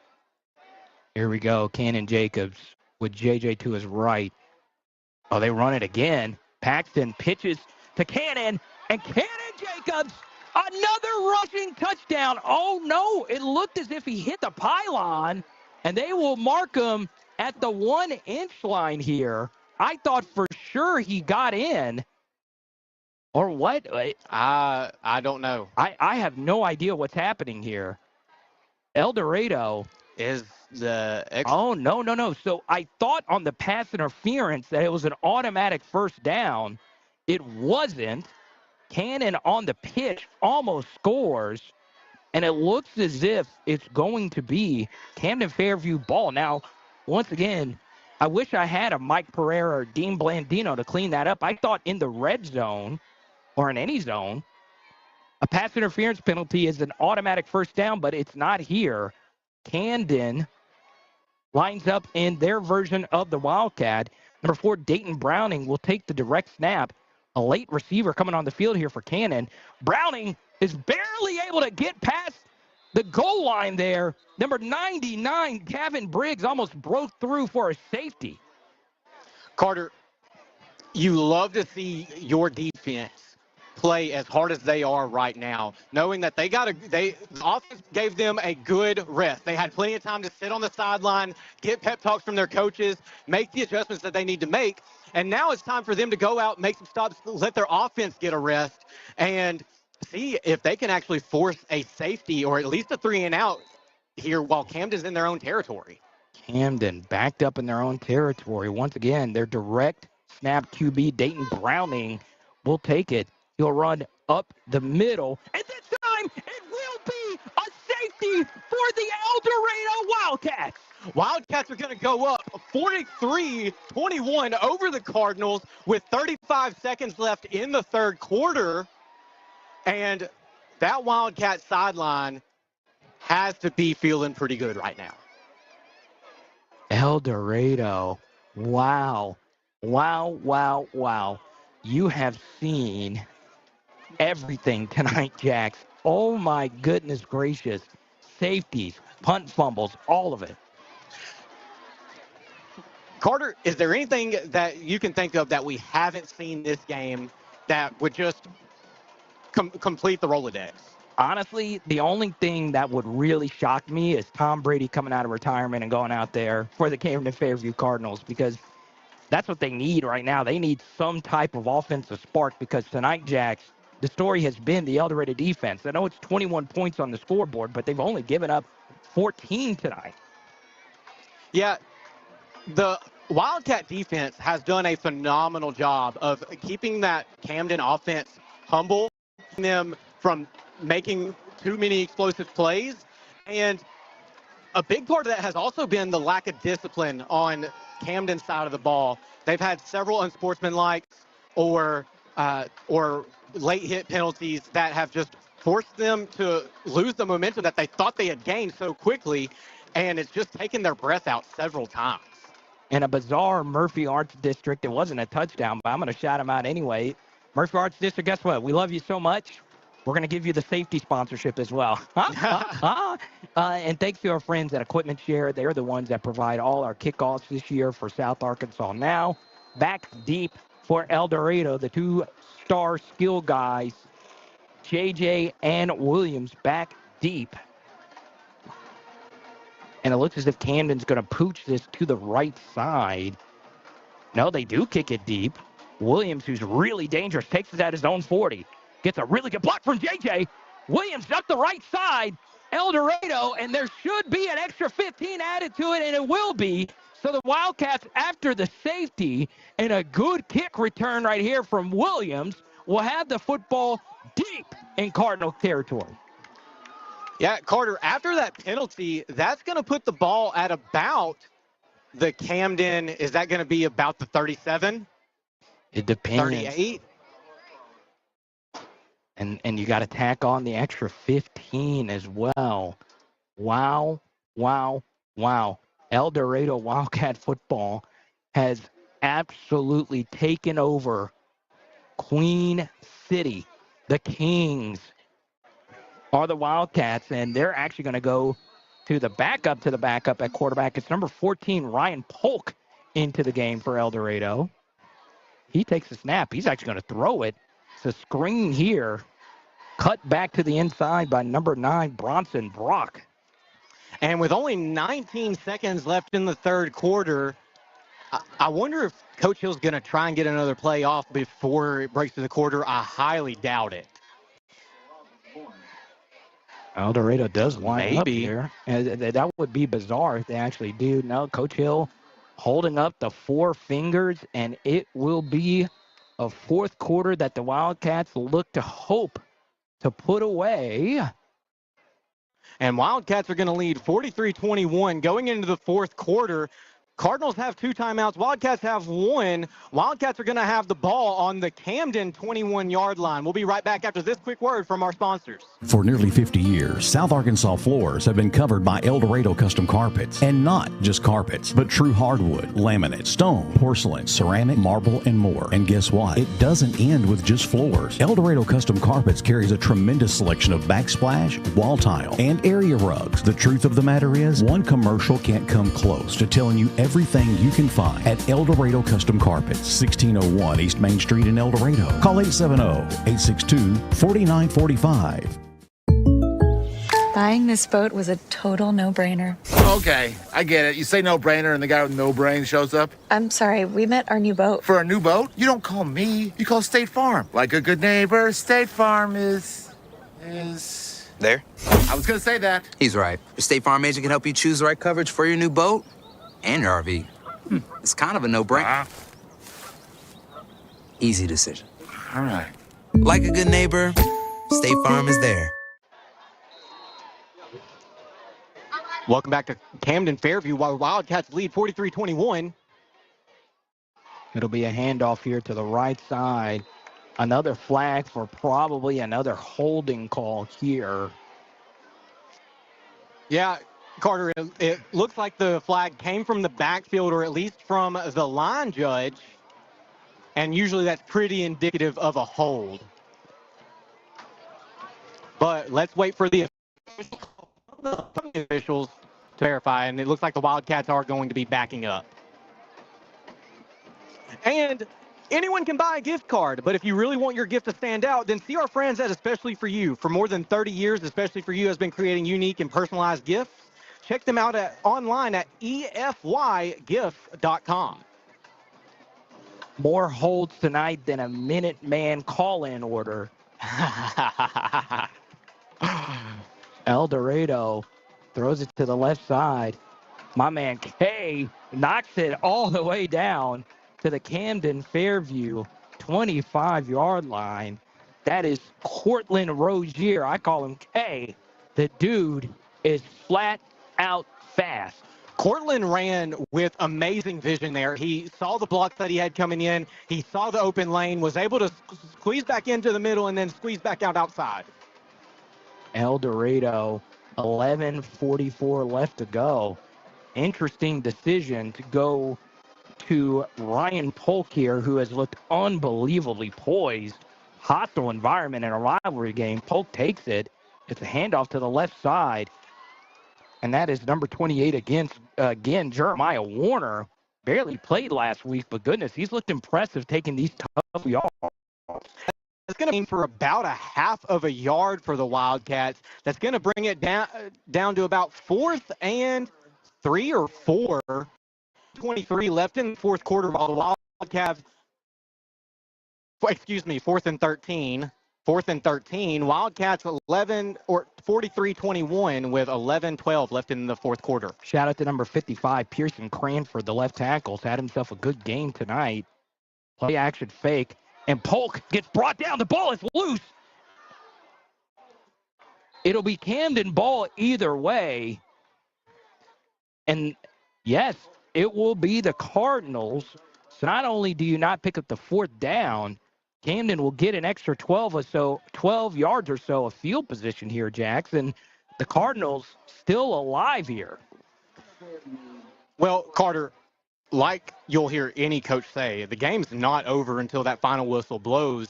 And if you remember last week, Little Rock Christian was able to put 21 points up in the first quarter pretty quickly. And so Wildcats are going to have to stay vigilant here, not get complacent, make some stops.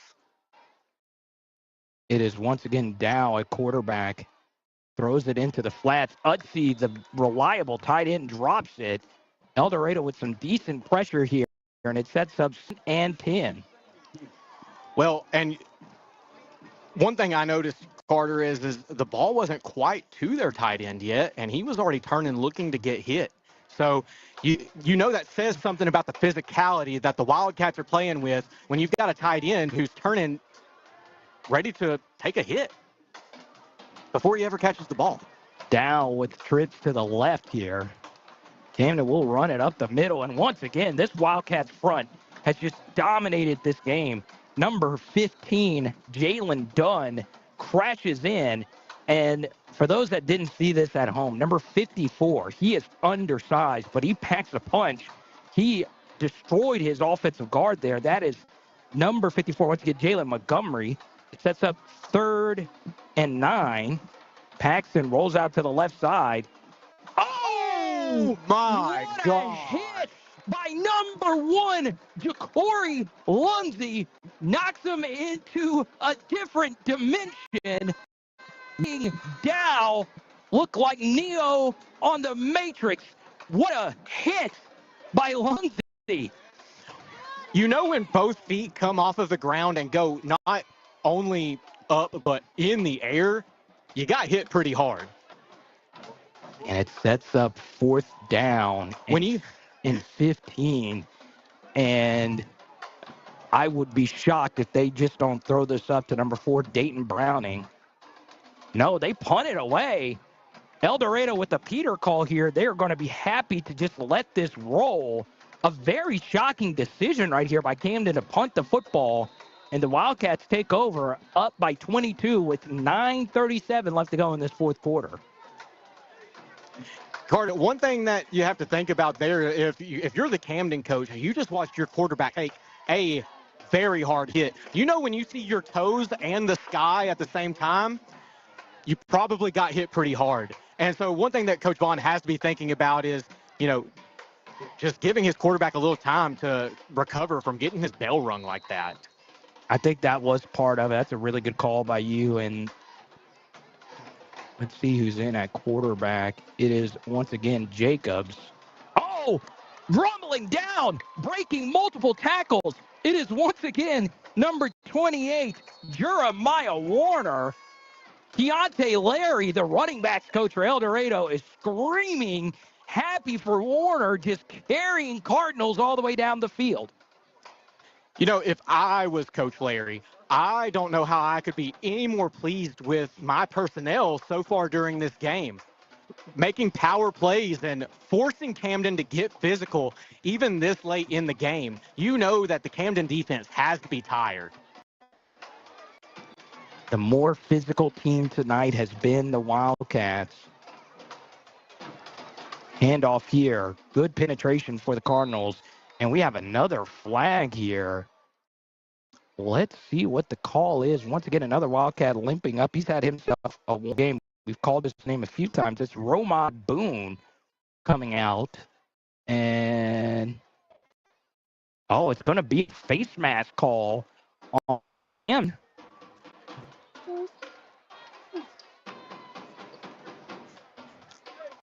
And, Carter, that's going to be enough.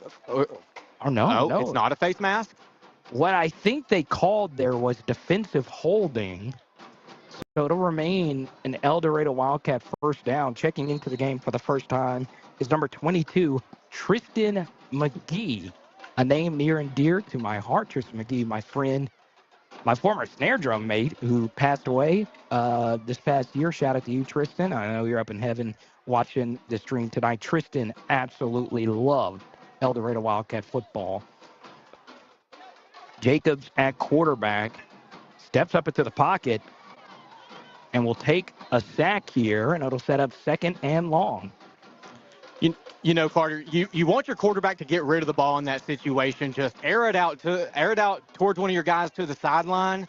But I really like that Jacobs had the composure and the wherewithal to understand that he needed to protect that football as he was getting ready to take that sack. So even though we didn't want to take the sack, we loved that he held on to the football. Number 66, Christavion Meadows, that left guards, also had a great game tonight. Jacobs incomplete here to the left side. It'll set up 3rd down. And so far, it's been an audition here in this fourth quarter for the backup quarterback battle here. A battle between number 11, Gavin Jacobs, and number 14, Ryan Polk. And Jacobs actually took a pretty hard hit just as he was getting rid of the ball there, but he hopped right back up and looks like he's ready to just take another snap and let it rip. You love to see it. El Dorado trips to the right. Camden in a single high look. Jacobs takes it. He's going to take a deep shot down the left side, and he just misses number 9, Bronson Brock, who had a step, and it'll set up 4th and about 10. 7:53 left to go. Wildcats up by 22. So it'll be interesting what El Dorado decides to do here. And they're not just in a rush to take their offense off the field. Now it looks like they might be pulling them off. Play clock winding down to about 10 seconds. Looks like the Wildcats are going to have to take a timeout here. Or are they just going to take a delay of game? I believe they will just take the delay of game. A smart piece of coaching right there. The 5 yards is really not that big of a deal. And it's just, I mean, I just got to give a lot of credit to Coach Chris Hill tonight. This has just been one of the best coaching jobs he has had here at El Dorado. He's done a really good job riding the ship of this program. And honestly, sometimes when you're on that ship, the waters can get a little rocky. And last week that was the case. And tonight, El Dorado has just dominated this game from start to finish. Special teams so far tonight for the Wildcats has been good. Number 2, Jackson Pagan, the deep snapper. And Carter, it looks like Camden might be anticipating a fake punt here. Jacobs punts it up. It is skied. It'll take an El Dorado bounce. Oh, yes. Wow. Sped up like a master's green. And El Dorado knocks it down to the Camden-Fairview 11-yard line. Yeah, so that's going to put the clock at 7:42 with the Wildcats up by 22 points here in the fourth quarter. Going to give Camden-Fairview the ball. And it looks to me, Carter, like we might have a couple of guys looking to get their first reps on the defensive side of the ball. I will say this game has had some crazy turns, and I'm not just saying this year, in the past couple of seasons. So last year, El Dorado wins this game 35-34. 2 years ago, right here in Camden, El Dorado wins this game 21-20. Wildcats up by 22. It is a handoff up the middle, and it's a good piece of running right there.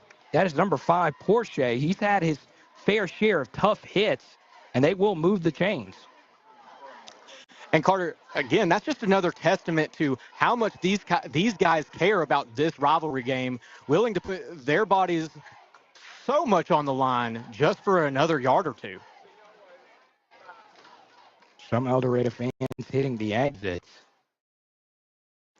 It is a handoff here to the right side, Porsche, and it'll be just a gain of 3 here. And you're right, Carter. There are some Wildcat fans heading for the exit, but it looks like mostly everybody's still staying put. They want to cheer on the Wildcats all the way through the whistle.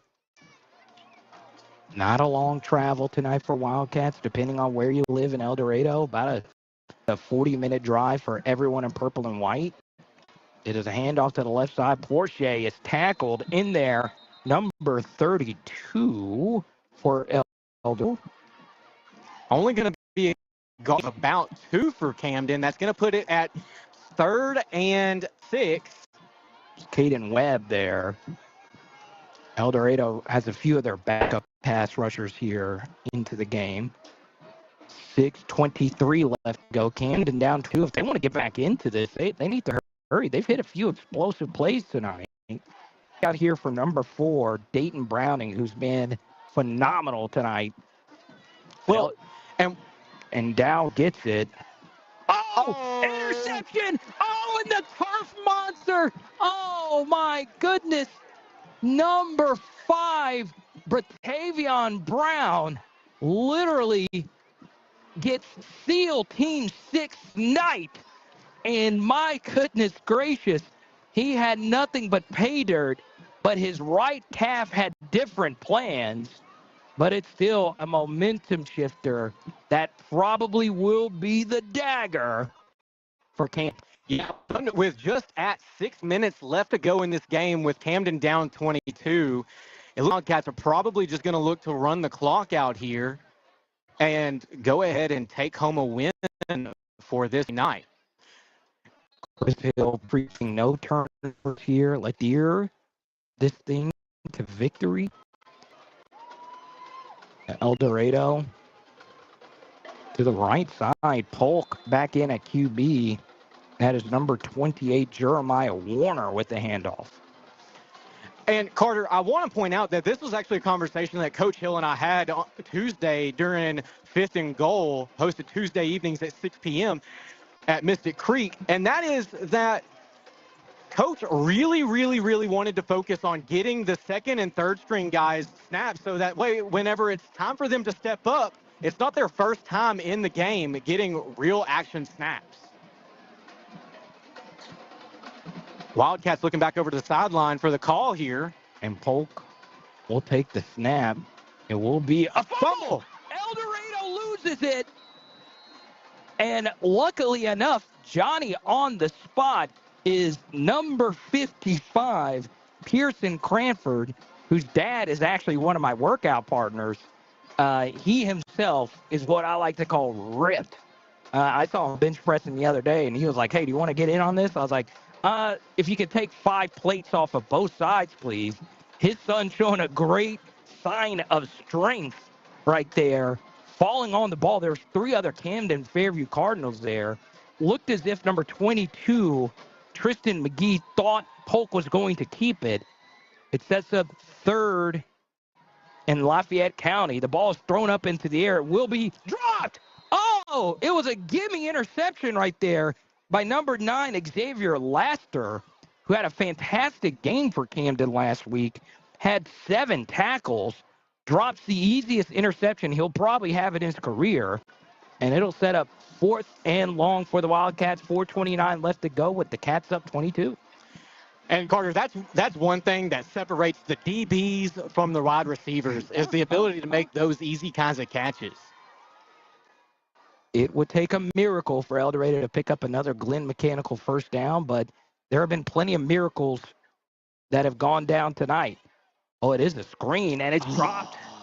It was set up, Jax, to perfection. Number 17, Braylon Champion, like you said earlier, Jax, stuck his head upfield and just couldn't quite bring it in. Yeah, and the part that you hate to see there is he had about 3 or 4 blockers ready to go downfield that looked like they were already picking up their assignments, already had good communication, and knew what they needed to do. Could have been a great chunk of yardage for a first down and even a touchdown late in the 4th quarter, but that's going to put the clock at 4:24. Camden-Fairview Cardinals going to have the ball back here. And it'll be once again number 10, Dow. Camden hands it off. And once again, what a great tackle by number 33, Jerome Brown. Flies in there. Reminds me of the first ever Wildcat broadcast I did on the air. There was a safety who wore number 15. His name was Rhett Connor. And Rhett's nickname was the Terminator. And it's fitting tonight that the Terminators for El Dorado, it's actually been number 1, Ja'Cory Lumsey, who's knocked quite a few Cardinals into a different dimension. Dow will take the snap here. Play action fake on the glance RPO. Makes a really good throw here. That'll be enough for a first down. That is number 15, Jaden McKinney. And Carter, I only bring this up because you mentioned his name, but actually one of the only reasons that Jax Sanford is here tonight is because of Rhett Connor. Really? We were on the baseball team together in high school. I was having an asthma attack, and he ran and grabbed my inhaler. And so I've got to give a portion of the credit for tonight's stream to Rhett Connor. So, Rhett, if you see this or hear this, just know I'm saying thank you. Dow on the wheel route. No, tell that story again. Keep going. Yeah, so I was at baseball practice my freshman year of high school. I go to the ground having an asthma attack. I can't even get out the words inhaler, but Rhett sees what I'm doing with my hands, understands what I need, and I point at the locker room. And if you know anything about Rhett, you know he's probably one of the fastest people who ever came through the El Dorado High School. Rhett makes it down and back to the locker room, gets me my inhaler very quickly. And so, again, Rhett, thank you for allowing me to be here tonight. Sandy, please have him posted later. I am shook, literally, by that story. Low snap here. Dow gets it to Utsey. He is a big player. He gets brought down. But, yeah, so really quickly on Rhett, I didn't know who he was. In my first broadcast, I did some prep, and they're like, hey, number 15 is a good player. And literally on the first play of the game, he knocked somebody's helmet off for Camden. I was literally sitting doing the broadcast from right around here as well. So shout out to one of the great safeties of El Dorado. He would be very happy with the safety play tonight. Camden here on 3rd and medium. 2:42 left to go. Clock continues to move. Dow just hands it off up the middle. And a great piece of defense in there. Quite a few Wildcats on the play there. Number 32, Caden Webb, alongside Jervalen Jr., who's been a little quiet tonight. That's going to make it 4th and about 1 or 2. 4th and 1. 2:15 with the clock rolling here in Camden. Downing and said, throw it up to me. Let's see if they do that here. 20 seconds left to go. There's no 2-minute warning, so the clock won't stop here. And now we're under 2. 22 is the point differential. El Dorado looks like they're bringing pressure, and they do. Dow throws it into the flats. Good cutback for Camden. Oh, and it's another big hit by number 21 this time, Marsavius Ishmael. Carter, and with a big hit, that reminds me that tonight's game is being brought to you in part by Cook's Body Shop. Look, bad things are going to happen. Maybe it's a small fender bender or a full-blown insurance claim, but when it happens, look to Cook's. Lots of respect for both coaching staffs tonight. Nick Vaughn was in the state semifinals the last couple of seasons. Couldn't quite get there. Nick, one of the most impressive coaches I've ever been around. The El Dorado coaching staff, led by Chris Hill, has been nothing short of fantastic in their own right. Dow throws the out. Great piece of route running at the bottom right there. That is number 15, Jacaden McKinney. I mean, you're right, Carter. It was a great route running and great proprioception for a big term there, knowing where his body was in space. Able to bring in the catch, keeping both feet in bounds, would have been a professional catch. Unbelievable stuff from Camden. A little too late, though. And Carter, it looks like the mass exodus is starting. Uddy gets the ball here, looking for room. Oh, he breaks 5 tackles, 6 tackles. Camden showing some fight here. El Dorado's got quite a few starters still in the game, but the Camden-Fairview Cardinals, this is a Nick Vaughn coach team. They're going to battle to the bitter end. But this El Dorado coaching staff, Chris Hill, Wes Abels, Chris Borowski, Dennis Carroll, Jimmy Johnson, Keontae Larry, Camarius Rux, Matthew Nash, Cole Jockson, Caleb Jacobs, Cyril Wright, and Robert Kirsch. They've all done a fantastic job getting El Dorado ready for tonight's rivalry game.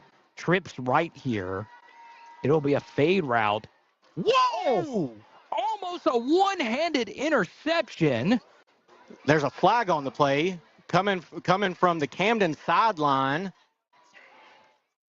Number 21, Marsavius Ishmael, was in coverage. I wonder if they're going to call offsetting pass interferences here, Carter. They were both tugging at each other pretty hard. They will not. In fact, it will be just on the defense. The referees have called soft pass interferences all night tonight. 58 seconds left to go. It's a keep for down. He gets crushed again. And that's going to keep the clock rolling with now less than 50 seconds left to go in the game. Wildcats are up 43-21, and it looks like the cheerleaders are excited knowing the Wildcats are bringing home a win in this rivalry game this year, Carter. And I feel bad for him tonight. He's had a tough game. Dow gets knocked out there. He was holding his hamstring. We hope everybody for Camden tonight is okay. Their Wildcat quarterback, number 4, Dayton Browning, takes the direct snap, and he gets stuffed. This El Dorado defense not giving up anything, and if Camden doesn't hurry up here, that will be your ball game. 12 seconds left to go. Camden still has a timeout left in their back pocket. Will they get another playoff here? 5 seconds left. 3 seconds left. 2 seconds left. Camden does get it off. Will Browning score? He will. And Camden puts lipstick on a pig here to make the scoreline look a little bit more respectable. But there is a flag on the play as well. Let's see if this will count. You were wondering if Camden was going to run another play or if they were just going to take the L. Nick Vaughn likes to battle to the bitter end. And if this is indeed a penalty, this might be a bizarre scenario. Oh, that's game. Okay, so that's excellent coaching right there from Chris Hill. The way I understand it, no, it's not. Okay. Yes. Okay. There was a penalty on defense, and the game can't end on a defensive penalty. There can't be, and guess what? Camden's already lined up for a play here. So will Camden have to call a timeout here? No, they're going to kick a field goal. So they're getting some practice here, a field goal kick. This is the one of the most bizarre things you'll ever see. Camden will try a long field goal here. This is indeed number 91, Gannon Edwards. They kept the kick is up, and it's blocked. And that will do it. So there was a personal foul penalty. I don't know why. It's impossible to really explain what happened there. The coaches already had their headsets off. But the bottom line is the El Dorado Wildcats, for the third year in a row, will take home the 7 South rivalry. The last 2 years, the score line was decided by 1 point. But tonight, Jax, the Wildcats win convincingly 43-27. You're right, Carter. Wildcats are going to take the win home tonight. Not a very far drive home either. So they're looking to get ready to go into what's going to feel like a good weekend for them, knowing that they just won a rivalry game. And so we're going to come right back after this with the Dison Service postgame show after another quick word from our sponsors here at Every gift tells a story, and at Especially For You, they help you make it unforgettable. Birthdays, wedding showers, baby showers, graduations, or just because. Especially For You creates one-of-a-kind gifts made to touch the heart. Anyone can buy a gift card, but the best gifts aren't bought. They're made at Especially For You. Stop by and visit Especially For You and find the perfect gift for life's special moments. Derrick Henry. Hey, Jake from State Farm. I saved so much bundling, it inspired my workout. Auto! Home! Okay, and this is auto again, right? Hey, this is my living room. Bundling, just another way to save with the personal price plan. The dog isn't allowed on the couch, Derek. Like a good neighbor, State Farm is there. Did you know that if your home air conditioning unit is already running and you turn the thermostat down to try to make it cooler in the house, you could be doing more harm than good? This is why you call Dison Service Company the experts of home comfort solutions. That's another way of saying Dison Service Company helps make your home a place of comfort and relaxation. Call Dison Service Company today, 862-0409. When it comes to your family's financial future, peace of mind matters. At Harrison Financial Management, they are right here to help you plan, grow, and protect what matters most. Whether you're planning for retirement, investing wisely, or securing your family's future, they will guide you every step of the way. Harrison Financial Management, your future, their commitment. All right, guys, and welcome back to the Wildcat Football stream here at SouthArkansasNow.com. We are having our post-game show presented to you by Dison Service Company.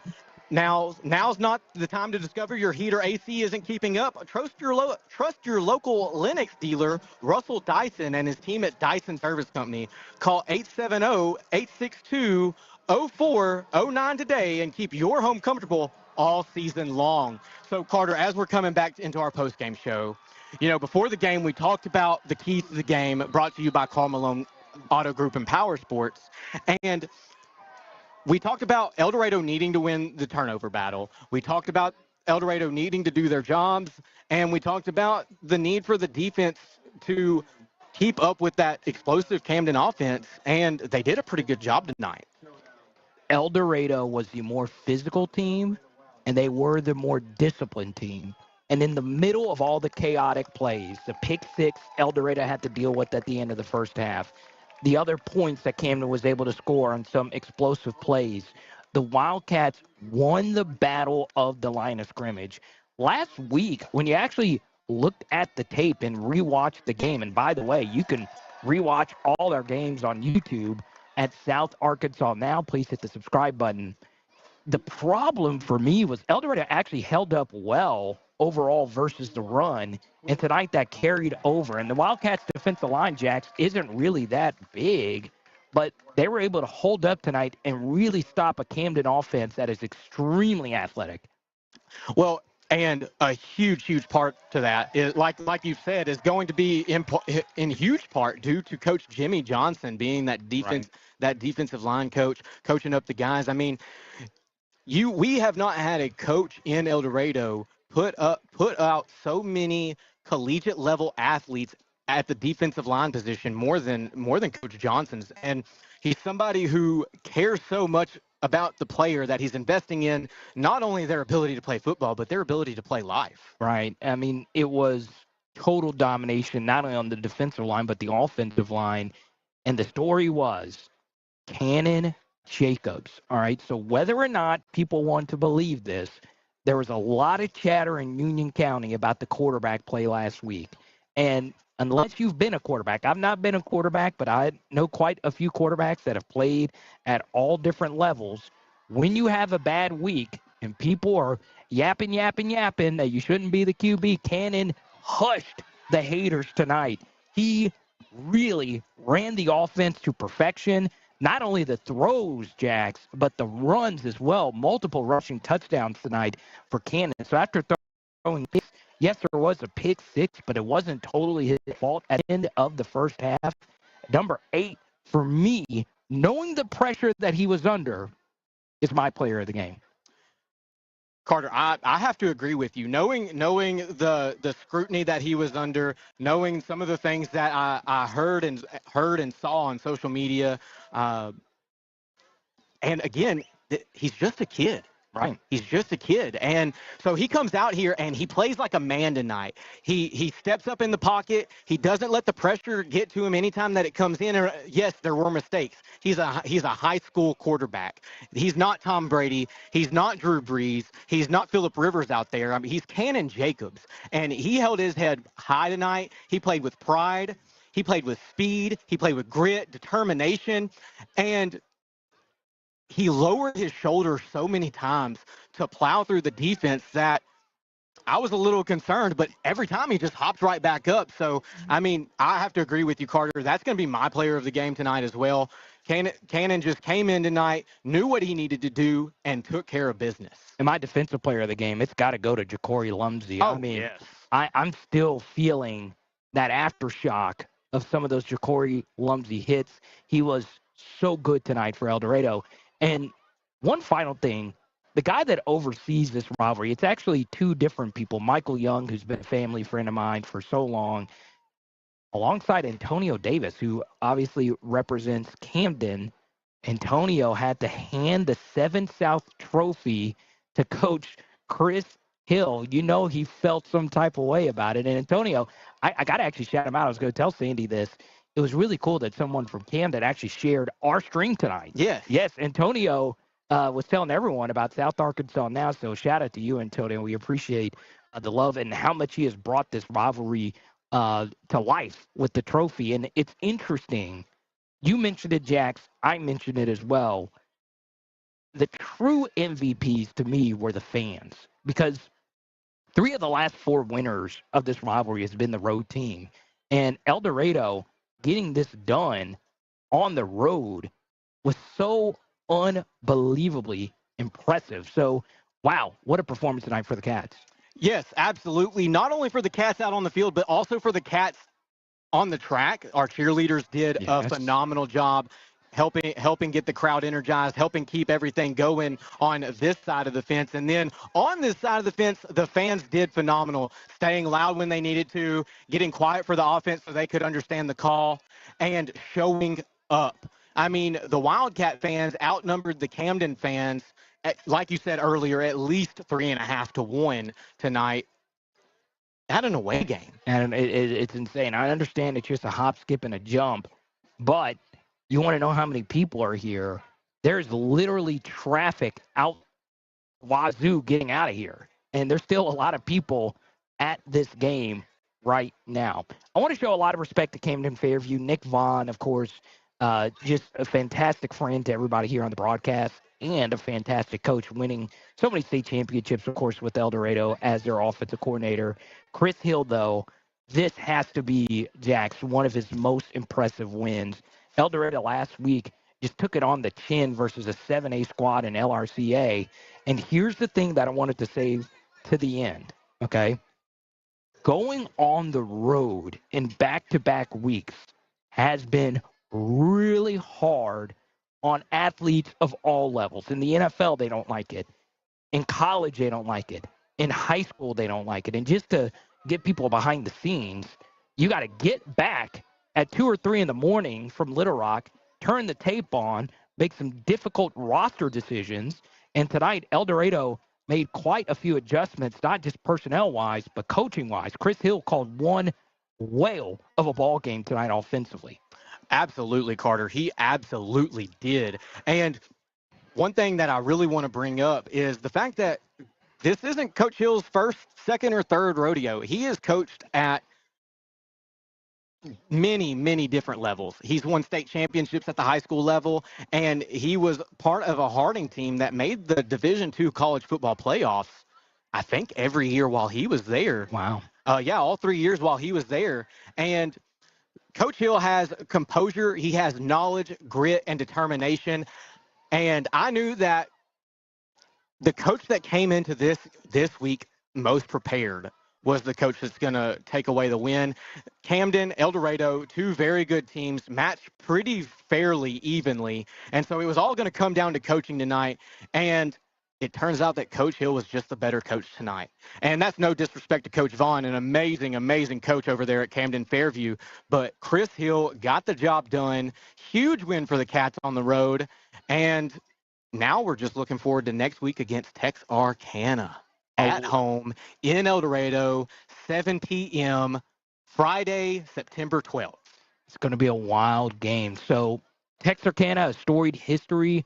Dennis Johnson, the Arkansas Razorback great who went on to the NFL, played his high school football at Texarkana. Of course, Bo Bingham was the quarterback at Texarkana. He went on to be a baseball player for someone that our producer back in the house, Sandy Sanford, knows.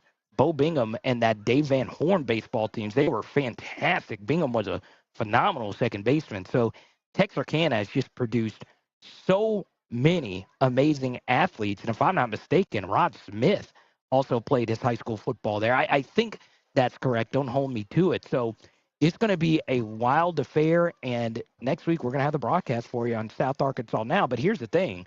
You're going to get some football on Tuesday night, baby. That's right. That's right. This Tuesday evening, 6 p.m., tune in to SouthArkansasNow.com to watch me interview the coaches from El Dorado, Smackover, Parker's Chapel, Junction City, and not quite strong yet. Their season is going to start, or actually, yeah, not strong yet. Their season will start next Friday, but catch us live 6 p.m. for Mystic Creek this Tuesday for 5th and Goal. And so, Carter, we're going to get ready to end the show here. But one last thing that I want to point out before we go home for the evening and enjoy the win that the Wildcats got tonight is the discipline that the Wildcat players showed.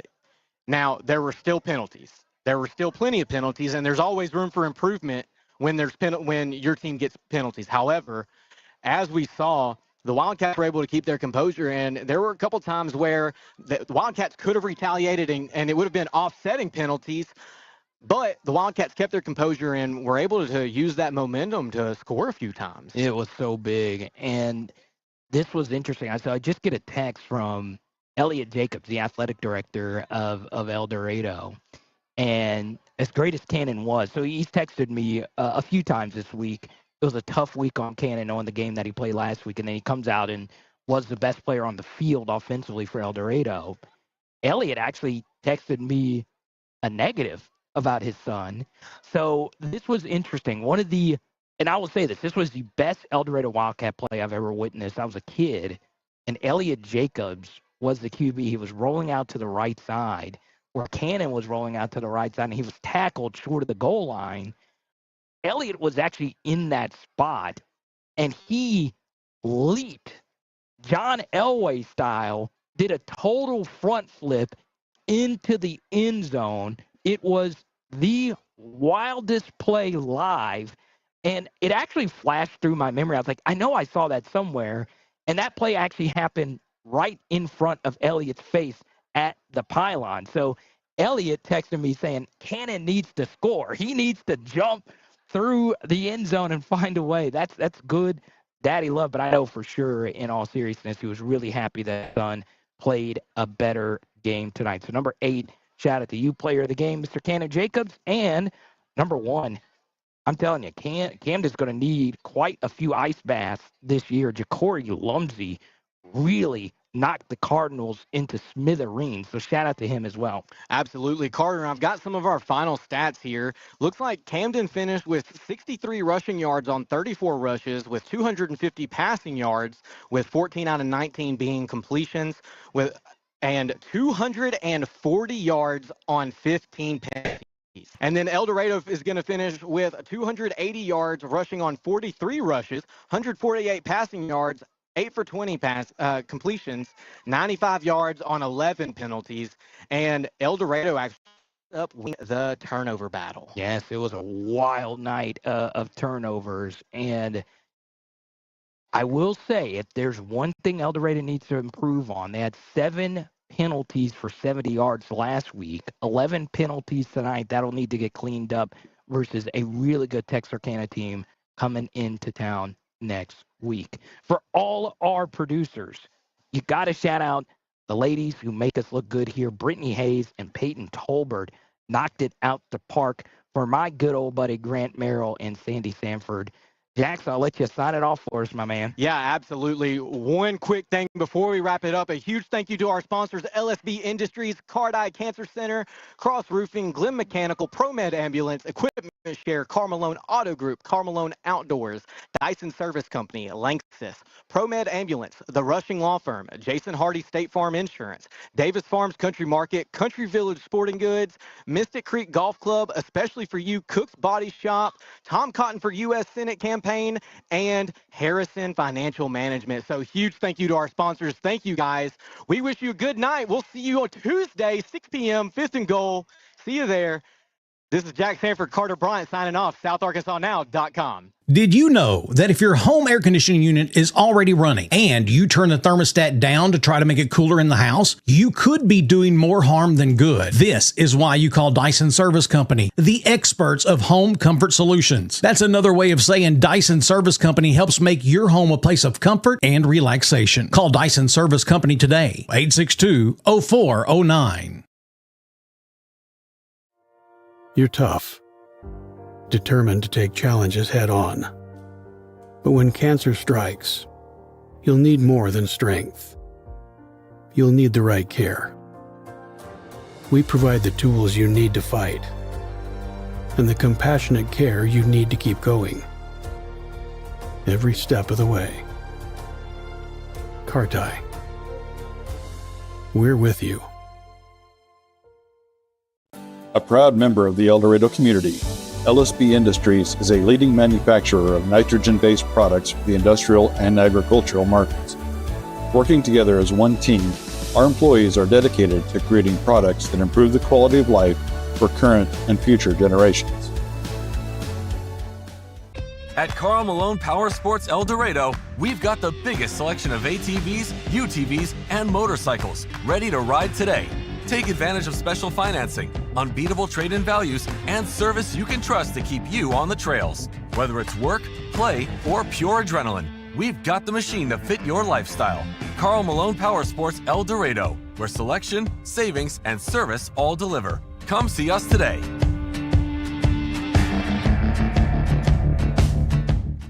Bad things happen, and of course, they never happen at the right time. Maybe it's just a little bump and cosmetic damage, or it's turned into a huge insurance claim and you just don't know where to go next. That's why so many of your neighbors and friends call on Cook's Body Shop in El Dorado. From the minor to the major, Cook's Body Shop is in your corner. Need someone to help you deal with insurance? Look to Cook's. Need advice on what to do next? Look to Cook's. Need a free estimate? Look to Cook's. Bad things are going to happen, and when they do, look to Cook's.